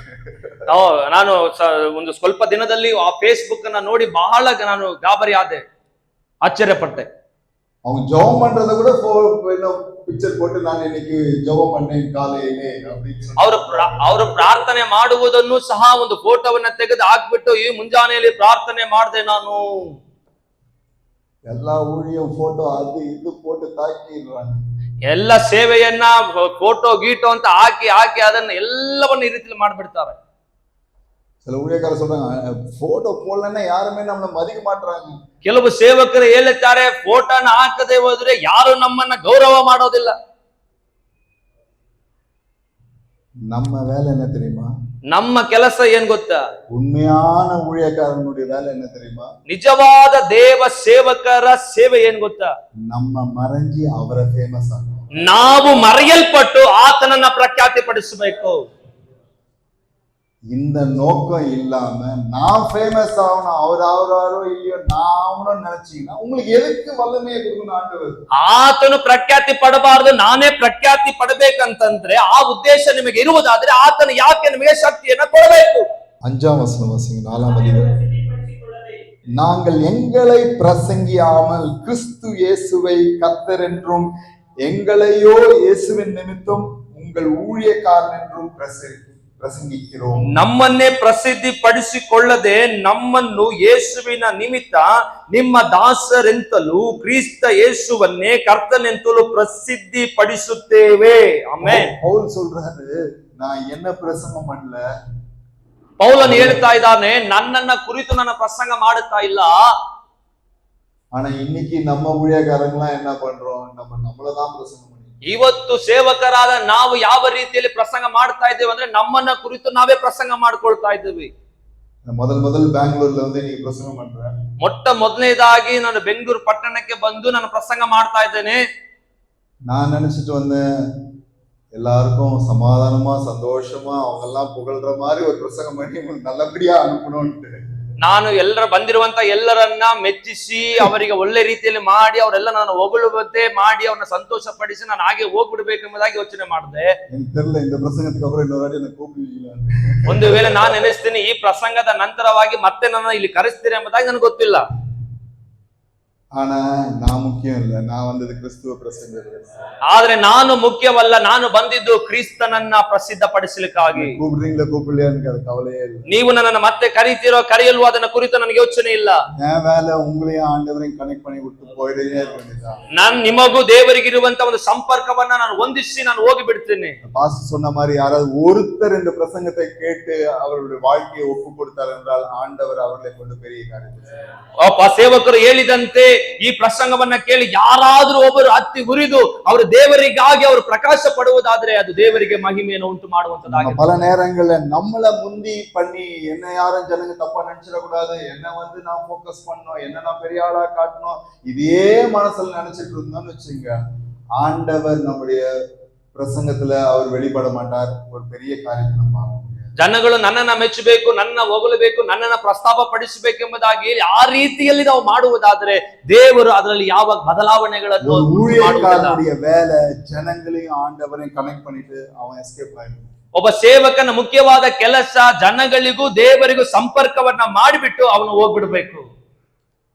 பவுல் சொல்றாரு, நான் என்ன பிரசங்கம் பண்ண வரல, கிறிஸ்து இயேசுவை பிரசங்கம் பண்ண வரேன். ಪೌಲನು ಹೇಳ್ತಾನೆ, ನನ್ನನ್ನ ಪ್ರಸಿದ್ಧ ಪಡಿಸಿಕೊಳ್ಳಲಿಕ್ಕಾಗಿ ನಾನು ಬಂದಿಲ್ಲ, ಕ್ರಿಸ್ತನನ್ನ ಪ್ರಸಿದ್ಧಿ ಪಡಿಸಲಿಕ್ಕಾಗಿ ಬಂದಿದ್ದೇನೆ. டிவில பார்க்கும்போது, ஃபேஸ்புக்ல பார்க்கும்போது, எல்லாத்துலயும் பார்க்கும்போது ஜனங்கள் அவர்களை தான் பிரசங்கித்துக் கொண்டிருக்கிறார். ಅನೇಕ ಫೇಸ್ಬುಕ್ ಅಲ್ಲಿ, ಯೂಟ್ಯೂಬ್ ಗಳಲ್ಲಿ, ಟಿವಿಗಳಲ್ಲಿ ನೋಡುವಾಗ ಅವರನ್ನೇ ಅವರು ಪ್ರಸಿದ್ಧ ಪಡಿಸಿಕೊಳ್ಳುತ್ತಾ ಇದ್ದಾರೆ ಹೊರತು ಕ್ರಿಸ್ತನನ್ನ. சோ அப்பேற்பட்ட ஊழியக்காரங்களுக்கு உண்மையிலே ஆண்டவர் வல்லமையை கொடுத்துட்டாருன்னா என்ன நடக்கும் கேள்வி பாருங்க. ಅಂತ ಸೇವಕರಿಗೆ ಒಂದು ವೇಳೆ ದೇವರ ಶಕ್ತಿಯನ್ನ ಕೊಟ್ಟು ಬಿಟ್ರೆ ಆ ಪರಿಸ್ಥಿತಿ ಹೇಗಿರ್ತದೆ ಯೋಚನೆ ಮಾಡಿ ನೋಡ್ರಿ. நீங்க ஆண்டவரை பிரபலப்படுத்துங்க, ஆண்டவர் உங்களை பிரபலப்படுத்துவார். ನೀವು ದೇವರನ್ನ ಪ್ರಸಿದ್ಧಿ ಪಡಿಸಿರಿ, ಆಗ ದೇವರು ನಿಮ್ಮನ್ನ ಪ್ರಸಿದ್ಧಿ ಪಡಿಸ್ತಾನೆ. இந்த வசனத்துல பார்க்கும்போது, ಆ ವಾಕ್ಯದಲ್ಲಿ ನೋಡುವಾಗ இந்த மூணாவது சோதனைக்கு அப்புறம் 14-15 வாசிங்க. ಆ ಮೂರನೆಯ ಶೋಧನೆಯ ನಂತರವಾಗಿ 14 ಮತ್ತು 15ನೇ ವಾಕ್ಯವನ್ನು ಓದ್ರಿ. இங்க பார்க்கும்போது அவருடைய கீர்த்தி சுற்றிலும் இருக்கிற தேசம் எங்கும் பரம்பிற்று. அவர்களுடைய ஜப ஆலயங்களில் அவர் உபதேசித்து எல்லாராலும் புகழப்பட்டார். ಆತನ ಸುದ್ದಿಯು ಸುತ್ತಲಿರುವ ಪ್ರಾಂತ್ಯದಲ್ಲೆಲ್ಲ ಹಬ್ಬಿಕೊಂಡಿತು. ಆತನು ಅವರ ಸಭಾ ಮಂದಿರಗಳಲ್ಲಿ ಬೋಧಿಸುತ್ತಾ ಬಂದನು, ಎಲ್ಲರೂ ಆತನನ್ನ ಹೊಗಳಿದರು. நம்முடைய நோக்கம் இயேசுவை எப்படியாவது பெருசாக்கணும், அவரை பாப்புலர் ஆக்கணும்னு அந்த நோக்கத்திலேயே நம்ம இருந்து அந்த ஊழியத்தை மாத்திரம் செஞ்சுட்டு இருந்த போதும், அவர் நம்மளை பிரஸ்தாகப்படுத்துறது அது ரெண்டாவது விஷயம். அது நடக்குதான் நடக்கலையே அதை பத்தி நமக்கு கவலையே இல்லை. ஆனா ஆண்டவர் கண்டிப்பா செய்வார். ನಮ್ಮ ಒಂದು ಪ್ರಮುಖವಾದ ಉದ್ದೇಶ ಆತನನ್ನ ಪ್ರಸಿದ್ಧ ಪಡಿಸಬೇಕು, ಆತನನ್ನ ಪ್ರಖ್ಯಾತಿ ಪಡಿಸಬೇಕೆಂಬುದಾಗಿ ಓಡುವಾಗ, ಎರಡನೇದಾಗಿ ಆತನು ನಮ್ಮನ್ನ ಪ್ರಸಿದ್ಧಿ ಪಡಿಸುವ ಆತನಾಗಿರುತ್ತಾನೆ. ಒಂದು ವೇಳೆ ನಾನು ಪ್ರಸಿದ್ಧಿ ಪಡೆದೇ ಹೋದ್ರು ಆತನು ಪ್ರಸಿದ್ಧಿ ಪಟ್ಟಿರುತ್ತಾನೆ. எத்தனை பேருக்கு புரிஞ்சிச்சு? ಎಷ್ಟು ಜನಕ್ಕೆ ಅರ್ಥವಾಯ್ತು? பிரியமானவர்களே, நம்முடைய நோக்கங்களை நாம் ஸ்திரப்படுத்த வேண்டும், சீர்படுத்த வேண்டும். ನಮ್ಮ ಉದ್ದೇಶಗಳನ್ನ, ನಮ್ಮ ನೋಟಗಳನ್ನ ನಾವು ಸರಿಪಡಿಸಬೇಕು. என் தேவைகள், என் குடும்ப தேவைகள் எல்லாவற்றையும் அவர் பார்த்துக் கொள்வார். நான் அவருக்காக உழைக்க போறேன், ஜீவனை கொடுக்க தயார் என்ற நிலைமையில ஜீவிக்கும் போது, ನನಗಿರುವಂತ ಅವಶ್ಯಕತೆಗಳು, ನನ್ನ ಕುಟುಂಬಕ್ಕಿರುವಂತ ಅವಶ್ಯಕತೆ ಆತನ ನೋಡುತ್ತಾನೆ. ನಾನು ಆತನ ಸೇವೆಯನ್ನ ಮಾಡುತ್ತಾನೆ. ಒಂದು ವೇಳೆ ನನ್ನ ಪ್ರಾಣವು ಹೋಗುವ ತನಕ ಆತನಿಗೆ ಸೇವೆಯನ್ನ ಮಾಡ್ತಾನೆ ಎಂಬುದಾಗಿ ನಾವು ಓಡಬೇಕು. நான் ஊழியம் செய்ய வந்திருக்கேன், மற்றவர்களுடைய பாதத்தை கழுவ வந்திருக்கேன், நான் மற்றவர்களுக்கு பிரோஜனமா இருக்க, இதுதான் நான் கான்சென்ட்ரேட் பண்ண போறேன். அதிகாரத்தை பெற்றுக் கொள்வதற்காக அவங்க எனக்கு கீழ்ப்படியணும், அவங்க எனக்கு பணியணும், இது என் நோக்கம் இல்லை என்ற மனநிலைமையை உடையவர்களாக காணப்படும். ಅಧಿಕಾರವನ್ನ ಹೊಂದಿಕೊಳ್ಳಬೇಕು ಎಂಬುದಾಗಿ ಇಲ್ಲದೆ ನಾನು ಮತ್ತೊಬ್ಬರ ಸೇವೆಯನ್ನ ಮಾಡಬೇಕು, ಮತ್ತೊಬ್ಬರ ಕಾಲನ್ನ ತೊಳಿಬೇಕೆಂಬ ಒಂದು ಯೋಚನೆ ಒಟ್ಟಿಗೆ ನಾವು ಮುಂದೆ ಹೋಗುವವರಾಗಿರ್ಬೇಕು. மூன்றாவது காரியம், ಫೇಮಸ್ ಆಗೋದಕ್ಕೆ ಎಂದ ಪ್ರಯಾಸ ಮಾಡ್ತಾರೀங்க. ಪ್ರಸಿದ್ಧ ಪಡಿಸಿಕೊಳ್ಳಲಿಕ್ಕಾಗಿ ಯಾವ ಪ್ರಯಾಸವನ್ನು ಪಡಬೇಡಿ. ಅವರ ಫೇಮಸ್ ಆಗ ಎಲ್ಲಾ ಪ್ರಯಾಸವೂ எடுப்போம். ಆತನನ್ನ ಪ್ರಸಿದ್ಧ ಪಡಿಸಲಿಕ್ಕಾಗಿ ಎಲ್ಲಾ ರೀತಿಯಾದ ಪ್ರಯತ್ನಗಳನ್ನ ಮಾಡೋಣ. ಮತ್ತದು ಅವರ ಕೈಯಲ್ಲಿ ಬಿಡುவோம். ಇನ್ನೆಲ್ಲವನ್ನು ಬಾಕಿ ಎಲ್ಲವನ್ನು ಆತನ ಕೈಯಲ್ಲಿ ಒಪ್ಪಿಸಿಕೊಡೋಣ. என்ன பொறுத்தவரைக்கும் என்ன குறிச்சு இந்த உலகத்துல டேவிட் பெஞ்சமின் ஒருத்தன் வந்தா ஊழியம் செய்தான்னு அவனுக்கு தெரியணும்னு அவசியமே இல்லை. ನನ್ನನ್ನು ಕುರಿತು ನನ್ನ ಒಂದು ಆಲೋಚನೆ ಏನಂತ ಹೇಳಿದ್ರೆ, ಡೇವಿಡ್ ಬೆಂಜಮಿನ್ ಅವರು ಬಂದು ಇಲ್ಲಿ ಸೇವೆಯನ್ನ ಮಾಡಿದ್ರು ಎಂಬ ಆಲೋಚನೆ ಒಂದು ವೇಳೆ ಯಾರು ನನ್ನ ಗುರುತಿಡದೆ ಹೋದ್ರು ಸಹ ಪರವಾಗಿಲ್ಲ. ಸ್ಟಾರ್ಟಿಂಗ್ಲೇ ಅವರು ಗುಲ್ಲೆಲ್ಲ ಮಾಟುವಾರು தெரிஞ்சா வாடான்னு சொல்லிருப்பாங்க. ಒಂದು ವೇಳೆ ಸ್ಟಾರ್ಟಿಂಗ್ ಅಲ್ಲೇ ಆ ಪೇಟವನ್ನೆಲ್ಲವನ್ನ ಹಾಕ್ತಾರೆ ಎಂಬುದಾಗಿ ಗೊತ್ತಿರುವುದಾದ್ರೆ ನಾನು ಬೇಡ ಅಂತ ಹೇಳ್ತಿದ್ದೆ. எனக்கு ஒரு கதை எப்பொழுதுமே ஞாபகம் வரும். எங்க போனாலும் ஷால் போடுவாங்க. ನನಗೊಂದು ಕತೆ ನೆನಪಾಗ್ತಾ ಇದೆ. ಎಲ್ಲಿ ಹೋದ್ರು ಸಹ ನನಗೆ ಶಾಲನ್ನು ಹಾಕ್ತಾರೆ. ಯೇಸು ಕ್ರಿಸ್ತು ஒரு நாள் ஒரு கழுதை மேல போனாராம். ಯೇಸು ಸ್ವಾಮಿ ಒಂದು ದಿನ ಒಂದು ಕತ್ತೆ ಮರಿ ಮೇಲೆ ಹೋದ್ನಂತೆ. அப்போ அந்த கழுதை போகும்போது எல்லாரும் வந்து பெட்ஷீட், ஷால், அது இதெல்லாம் தரையில போட்டாங்களாம் அந்த கழுதை நடக்கிறதுக்கு. ಆ ಯೇಸು ಸ್ವಾಮಿ ಆ ರೀತಿಯಲ್ಲಿ ಹೋಗುವಾಗ ಆ ಒಂದು ಕತ್ತೆ ನಡೆಯಬೇಕಾದ್ರೆ ಎಲ್ಲರೂ ತಮ್ಮ ಬೆಡ್ಶೀಟ್ ಅನ್ನ, ತಮ್ಮ ಒಂದು ಸೀರೆಗಳ ಎಲ್ಲವನ್ನ ತೆಗೆದು ಅವರು ಹಾಕಿದ್ರಂತೆ. அந்த கழுதை நினைச்சுச்சா, நீங்க என்னடா எனக்கு இவ்வளவு பெட்ஷீட் எல்லாம் போடுறாங்க ரோட்ல நினைச்சிட்டு இருந்துச்சா. ಆ ಕತ್ತೆ ಈ ರೀತಿ ಯೋಚನೆ ಮಾಡ್ತಾ ಇದ್ರಂತೆ, ಏನಯ್ಯ ನನಗೋಗಿ ಈ ತರ ಬೆಡ್ಶೀಟ್ ಗಳನ್ನ ಹಾಕ್ತಾ ಇದಾರೆ, ಇಂತ ಒಳ್ಳೆ ಒಳ್ಳೆ ವಸ್ತ್ರಗಳನ್ನ ಹಾಕ್ತಾ ಇದಾರೆ ಎಂಬುದಾಗಿ ಯೋಚನೆ ಮಾಡ್ತಂತೆ. அதே கழுதை அடுத்த நாள் நடந்து போச்சாம். ಅದೇ ಕತ್ತೆ ಅಲ್ಲೇ ನಡೆದು ಹೋಯ್ತಂತೆ. ಯಾರನ್ನ ಕಂಡುಕವೇ ಇಲ್ಲ. ಯಾರು ಸಹ ಅದನ್ನ ನೋಡ್ಲಿಲ್ವಂತೆ. ಯೇಸು ಕ್ರಿಸ್ತು ಸುಮಕರ ವರೆக்கும் தான் நம்ம கதை ஓடும். ಯೇಸು ಕ್ರಿಸ್ತನನ್ನ ಒತ್ತುಕೊಳ್ಳುವ ತನಕ ಮಾತ್ರವೇ ನಮ್ಮ ಕತೆ ಮುಂದೆ ಹೋಗ್ತದೆ. நம்ம அவரை கட்டி விட்டோம்னா அவர்தான் எவனும் நம்ம மதிக்க மாட்டான். ಆತನನ್ನ ನಾವು ಕಳಿಸಿ ಬಿಟ್ಟು ಬಿಟ್ರೆ ನಮ್ಮ ಕತೆ ಅಷ್ಟೇ ಮುಗೀತು. சோ நமக்கு ஷால் போடல, யாருக்கு போடுறாங்க? ಅವರು ನಮಗೆ ಶಾಲನ್ನ ಹಾಕ್ತಾ ಇಲ್ಲ, ಅವ್ರು ಯಾರಿಗೆ ಶಾಲ್ ಹಾಕ್ತಾ ಇದ್ದಾರೆ? அவருக்கு தான் ஷால் போடுறாங்க. ಅವರಿಗೆ ಅವರು ಶಾಲ್ ಹಾಕ್ತಾ ಇದ್ದಾರೆ. நான் எப்போதும் நினைச்சுப்பேன். ಆ ರೀತಿಯಲ್ಲಿ ನಾನು ಯಾವಾಗಲೂ ಆಲೋಚನೆ ಮಾಡ್ಕೊಳ್ತೀನಿ. ஹல்லேலூயா. ಹಲ್ಲೆಲೂಯಾ. நம்ம எல்லாரும் எழுந்திருப்போம். ನಾವು ಈ ಸಮಯದಲ್ಲಿ ನಾವೆಲ್ಲರೂ ಎದ್ದು ನಿಂತುಕೊಳ್ಳೋಣವಾ? ஜெபிக்க போறோம். ನಾವೆಲ್ಲರೂ ಪ್ರಾರ್ಥನೆ ಮಾಡ್ಲಿಕ್ಕಿದ್ದೇವೆ. சித்தத்தை நான் செய்வதே அனுதினமும் என் போஜனம் உம் சித்தத்தை நான் செய்வதே அனுதினமும் என் போஜனம் ஆராதிப்பே அதை எண்ணியே வாழ்நாளெல்லாம் உமை மட்டுமே ஆராதிப்பே அதை எண்ணியே வாழ்நாளெல்லாம் உமை மட்டுமே அழியும் என் கைகளை கொண்டு அழியாவும் ராஜ்யம் கட்ட பைத்தியமான என்னை தெரிந்தெடுத்தீர். அழியும் என் உதடுகள் கொண்டு அழியாவும் வார்த்தையை சொல்ல ஏற்றனாய் வாழ்ந்த என்னை தெரிந்தெடுத்தீர். அழியும் என் கைகளை கொண்டு அழியாவும் ராஜ்யம் கட்ட பைத்தியமான என்னை தெரிந்தெடுத்தீர். அழியும் என் உதடுகள் கொண்டு அழியாவும் வார்த்தை சொல்ல ஏத்தனாய் வாழ்ந்த என்னை பிரித்தெடுத்தீர். ஆராதிப்பே அதை எண்ணியே வாழ்நாளெல்லாம் உமை மட்டுமே ஆராதிப்பே அதை எண்ணியே அம்மா வாழ்நாளெல்லாம் உமை மட்டுமே ஆராதிப்பே ஆராதிப்பே ஆராதிப்பே ஆராதிப்பே ஆராதிப்பே ஆராதிப்பே ஆராதிப்பே ஆராதிப்பே என்னில் என்ன நன்மை கண்டே அழைத்து உயர்த்தி வைத்தீ என்னில் என்ன நன்மை கண்ணி என்னை அழைத்து உயர்த்தி வைத்தீ ஆராதிப்பே அதை எண்ணியே வாழ்நாளெல்லாம் உமை மட்டுமே ஆராதிப்பே ஆராதிப்பே ஆராதிப்பே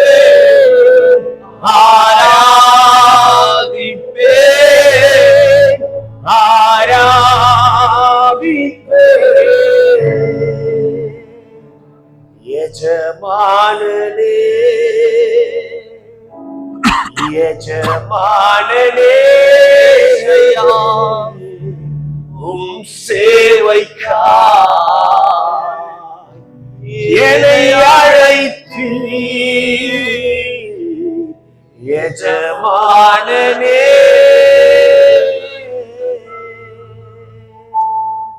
நல்ல பிதாவே, நாங்கள் நன்றியோடு துதிக்கிறோம், ஸ்தோத்திரிக்கிறோம். ಒಳ್ಳೆಯ ತಂದೆಯೇ, ನಿಮ್ಮನ್ನು ಸ್ತುತಿಸ್ತೇವೆ, ನಿಮ್ಮನ್ನು ಸ್ತೋತ್ರ ಮಾಡ್ತೇವೆ. அழியும் எங்களுடைய கரங்களை கொண்டு, ಓ ನಾಶವಾಗುವ ನಮ್ಮ ಕೈಗಳನ್ನು ಕೊಂಡು அழியாதமுடைய ராஜ்யத்தை கட்டுவதற்கு, ನಾಶವಾಗದೇ ಇರುವಂತ ನಿನ್ನ ರಾಜ್ಯವನ್ನ ಕಟ್ಟಲಿಕ್ಕೆ, அழியும் என்கிற உதடுகளை கொண்டு, ನಾಶವಾಗುವ ನನ್ನ ತುಟಿಗಳನ್ನ, அழியாதமுடைய வார்த்தைகளை பிரசங்கிப்பதற்கு, ನಾಶವಾಗದೇ ಇರುವ ನಿನ್ನ ವಾಕ್ಯವನ್ನ ಪ್ರಸಂಗಿಸುವಂತೆ எங்களில் நீர் கண்ட உண்மைக்காய் உம்மை நன்றியோடு ஸ்தோத்திரிக்கிறோம். ನಮ್ಮಲ್ಲಿ ಕಂಡಂತ ನಿಜತ್ವಕ್ಕಾಗಿ ನಿಮಗೆ ಸ್ತೋತ್ರ. எங்களில் நீர் கண்ட ஆண்டவரே நன்மைக்காய் நாங்கள் உம்மை நன்றியோடு துதிக்கிறோம். ನಮ್ಮಲ್ಲಿ ನೀವು ಕಂಡ ಒಳ್ಳೆಯತನಕ್ಕಾಗಿ ಸ್ತೋತ್ರ. உம்முடைய சித்தத்தை செய்வதற்கு, ನಿಮ್ಮ ಚಿತ್ತವನ್ನ ಮಾಡಲಿಕ್ಕಾಗಿ எங்களை முழுமையாய் ஒப்பு கொடுக்கிறோம். ನಮ್ಮನ್ನು ಪೂರ್ಣವಾಗಿ ಒಪ್ಪಿಸಿಕೊಳ್ಳಿ. உம்முடைய சித்தத்தை செய்வதற்கு, ನಿಮ್ಮ ಚಿತ್ತವನ್ನ ಮಾಡಲಿಕ್ಕೆ எங்களை முற்றிலுமாய் தாழ்த்தி அர்ப்பணிக்கிறோம் ஆண்டவரே. ನಮ್ಮನ್ನು ಸಂಪೂರ್ಣವಾಗಿ ತಗ್ಗಿಸಿ ಒಪ್ಪಿಸಿಕೊಡುತ್ತೇವೆ. எங்களுக்கல்ல ஆண்டவரே, எங்களுக்கல்ல, ನಮಗಲ್ಲ ದೇವರೇ. உம்முடைய ராஜ்யம் வருவதாக, ನಿನ್ನ ರಾಜ್ಯವು ಬರಲಿ, உம்முடைய சித்தம் செய்யப்படுவதாக, ನಿಮ್ಮ ಚಿತ್ತವು ಮಾಡಲ್ಪಡಲಿ. எங்களை பயன்படுத்தும் ஆண்டவரே. ನನ್ನನ್ನು ಉಪಯೋಗ ಮಾಡು. இயேசு கிறிஸ்துவின் வெளியேற பெற்ற நாமத்தில் ஜெபிக்கிறோம் எங்கள் நல்ல பிதாவே. ಯೇಸು ಕ್ರಿಸ್ತನ ಬಹು ಬೆಲೆ ಉಳ್ಳ ನಾಮದಲ್ಲಿ ಪ್ರಾರ್ಥಿಸುತ್ತೇನೆ, ಒಳ್ಳೆಯ ತಂದೆಯಾದ ದೇವರೇ. ಆಮೆನ್.